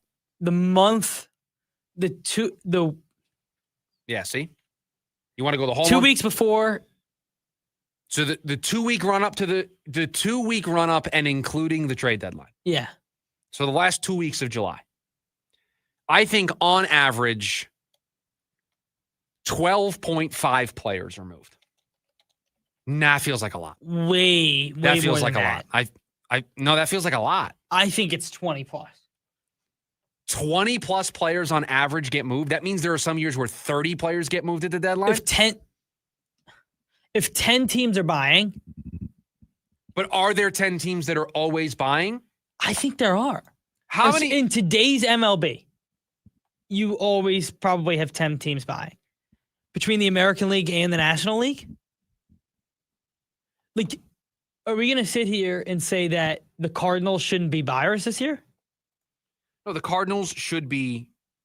I think the Cardinals should be buyers with where they're at right now. Yeah. So then you look at just the National League: Dodgers, Cubs, Mets, Phillies, Brewers, Giants, Padres, Cardinals, maybe the Reds, all as buyers. I think the Reds are out, but that's 8 buyers. Reds are in front of the Diamondbacks right now. Or 9 buyers. No, that's okay. I found the tracker from MLB, the MLB trade deadline last year, okay? These are the pre-deadline day trades. The Braves traded for Jorge Soler. Montas went to the Brewers. That's 2.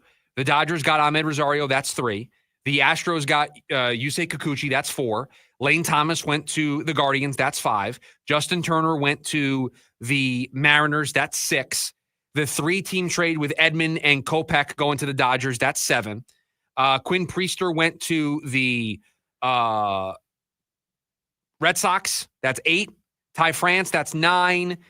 Michael Lorenzen went to the Royals. 12, 13, 14. Okay. Yeah, there's a lot of trades in here. A lot of trades. 12.5 might have been on the low end. And I just think you also have to, there's the 2, Edmonds and Kopech, right? Both go to Dodgers. That's still one trade, right? But it's 2 players. It is 2 players, but I would just consider that more one trade. Okay. Right? How many moves are made? I think my 12.5 numbers on the lower side now, looking at what last year was, I would move it more towards maybe 15.5, 18.5 moves are made in those final 2 weeks. Some years it's 25, 27 moves. Other years it's 12 to 15 moves. But I think there's going to be a lot of buyers. I think there's going to be a lot of activity, and it's going to start right after the All-Star break. And I think there's a lot of intriguing sellers this year, which is really why there's more buyers. If the Diamondbacks trade 5 players, like if they trade 4 or 5 players, it's going to hard to sit here and say there's not going to be 20 trades at the deadline. Yeah. I mean, you've got a lot of teams that are still think they're in the mix. Yeah. And not that many that are firmly in, though, we're out. When we come back, wrapping up this edition of the lunch break, we've got the leftovers, all the stories we didn't get to throughout the course of the program. We'll get to them next. It's the lunch break, KDUS AM 1060. James Out West, your home for sports down here in the desert. Join James and Pat the Stat Guy as they recap the weekend and dive deep into the numbers for the NFL, NBA, college sports, and more. That's 5 seasons of 1,200 yards. Player stats, team numbers, and contracts are just the start of the discussion for James and Pat. He started 815 career games. He threw 749 complete games. There's no hiding when it comes to stats. It's James Out West, every Monday night from 6 to 7 p.m. right here on KTUS AM 1060 and on the KTUS 1060 app. Prepare for the Maximum Fun Tour. A day to remember. Yellow Card. Talking Stick Resort Amphitheater, Saturday, October 25th. Special guests, The Wonder Years and Dinosaur Pile-Up. Tickets from $30. On sale now at livenation.com.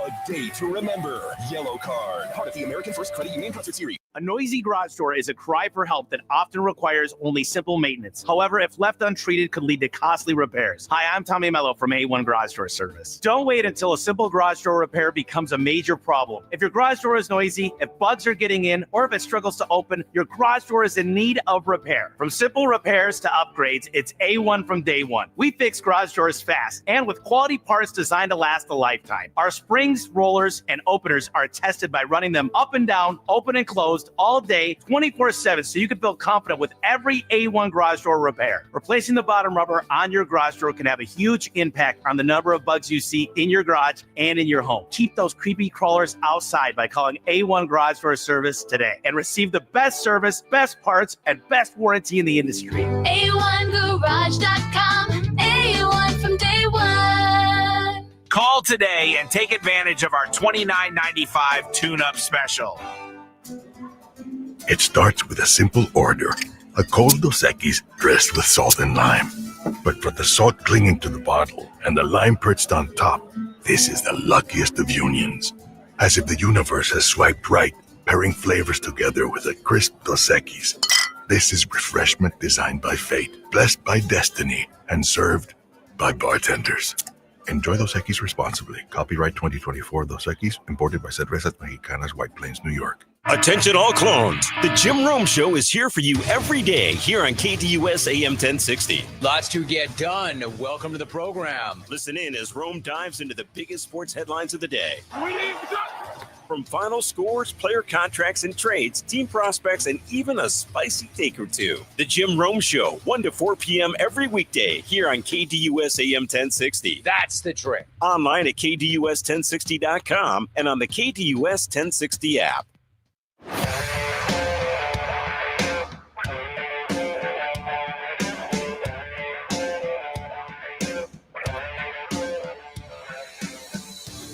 Back to wrap up today's edition of the program. You're in the lunch break. The leftovers, all the stories we didn't get to throughout the course of the show.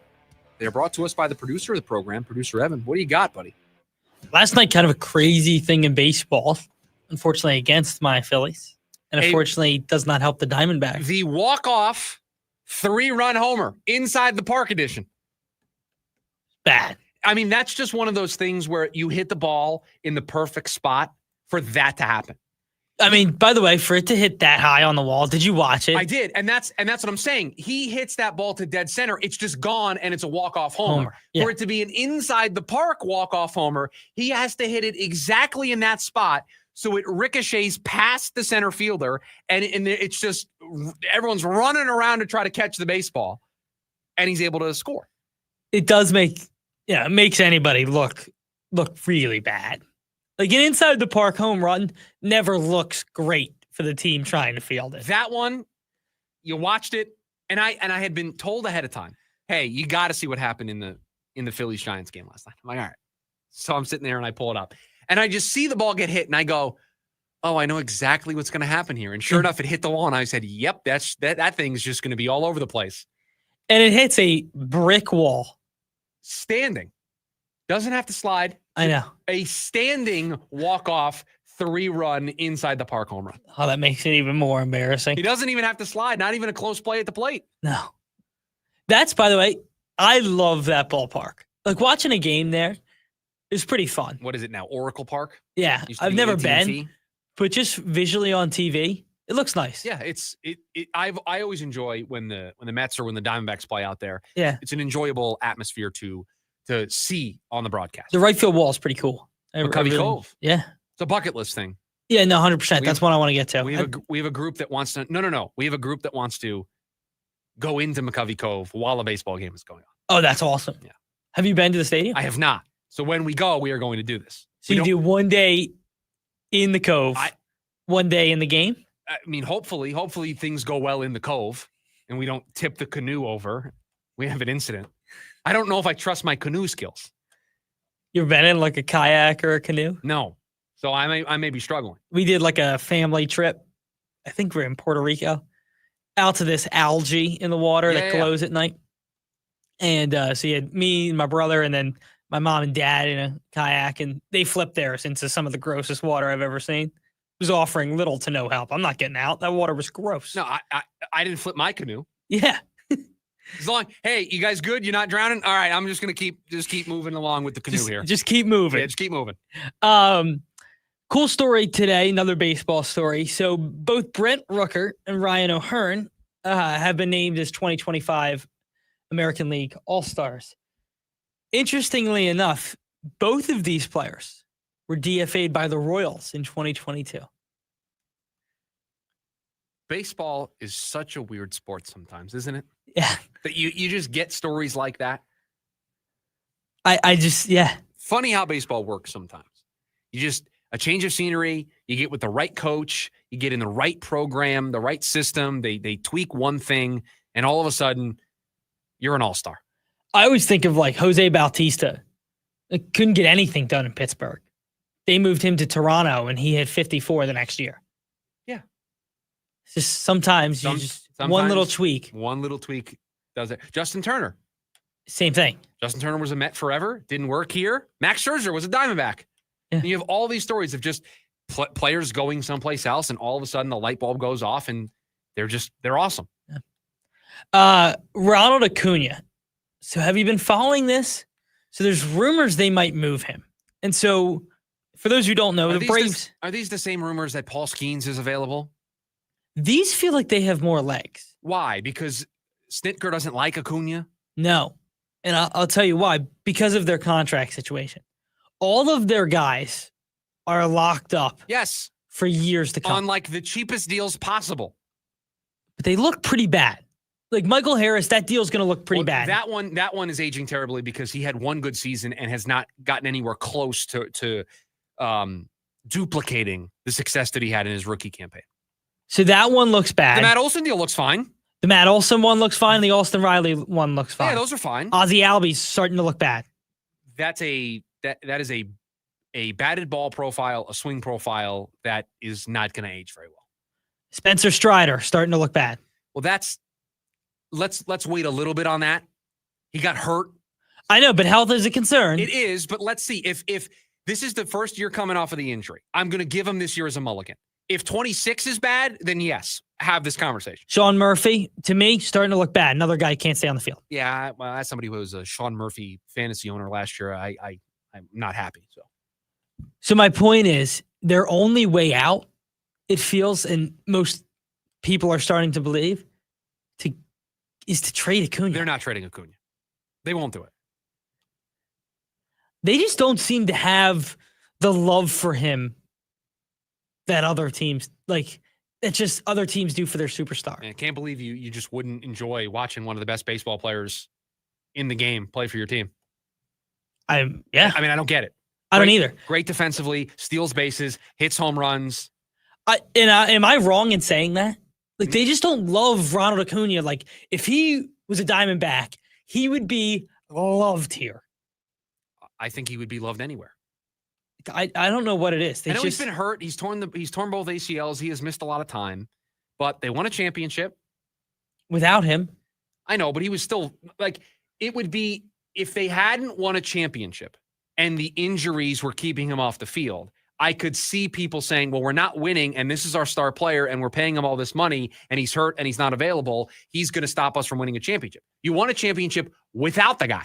Without the dude, you were able to win a championship. So really, you're playing with house money right now. Yeah. They're not trading him, by the way. Just like the Pittsburgh Pirates are not trading Paul Skeens. That one seems way less likely. They are a dumpster fire in Atlanta right now. Well, Pittsburgh's no better. I don't know. They've been, they're 30 and something since firing the manager. They are like 6 or 7 games above 500 since firing the manager. They are better since making the change, but are they ever going to spend money? That's the problem. They're not. They're not. But they are, to me, they're not as bad as the Braves right now. No, I would agree with that. Commanders came out with a new alternate jersey, kind of a throwback to their old one. Bunch of new stuff in the NFL. The Saints with a sweet new white helmet. You walked into my office this morning, and I think the first thing you said to me in the morning meeting was, you see the Commanders' new jerseys? And I was like, yeah, did you see the Saints' new helmets? That's how we started the morning meeting today. That is, yeah. Not hey, Diamondbacks game last night. Hey, what do we want to talk about with Bradley Beal? It was, hey, see the Commanders have new jerseys? You were showing me the jerseys. I was showing you the Saints helmet. We were going back and forth. That's how we started today. The NFL, now that they've gotten rid of the one helmet policy, thank God. Because the jerseys get more and more fun. It has opened up some creativity. And I know that creativity probably bothers a lot of other people, because they're very old school, traditional. They want just one road jersey, one home jersey. I don't mind that for certain teams. Do the Raiders need an alternate? Well, it's okay. Just have fun. Just don't ruin other people's fun. It's fine. Jim Rome is coming up next. Producer Evan, thank you for all that you do. Everybody, have a great rest of your Wednesday. We'll talk to you tomorrow. See ya!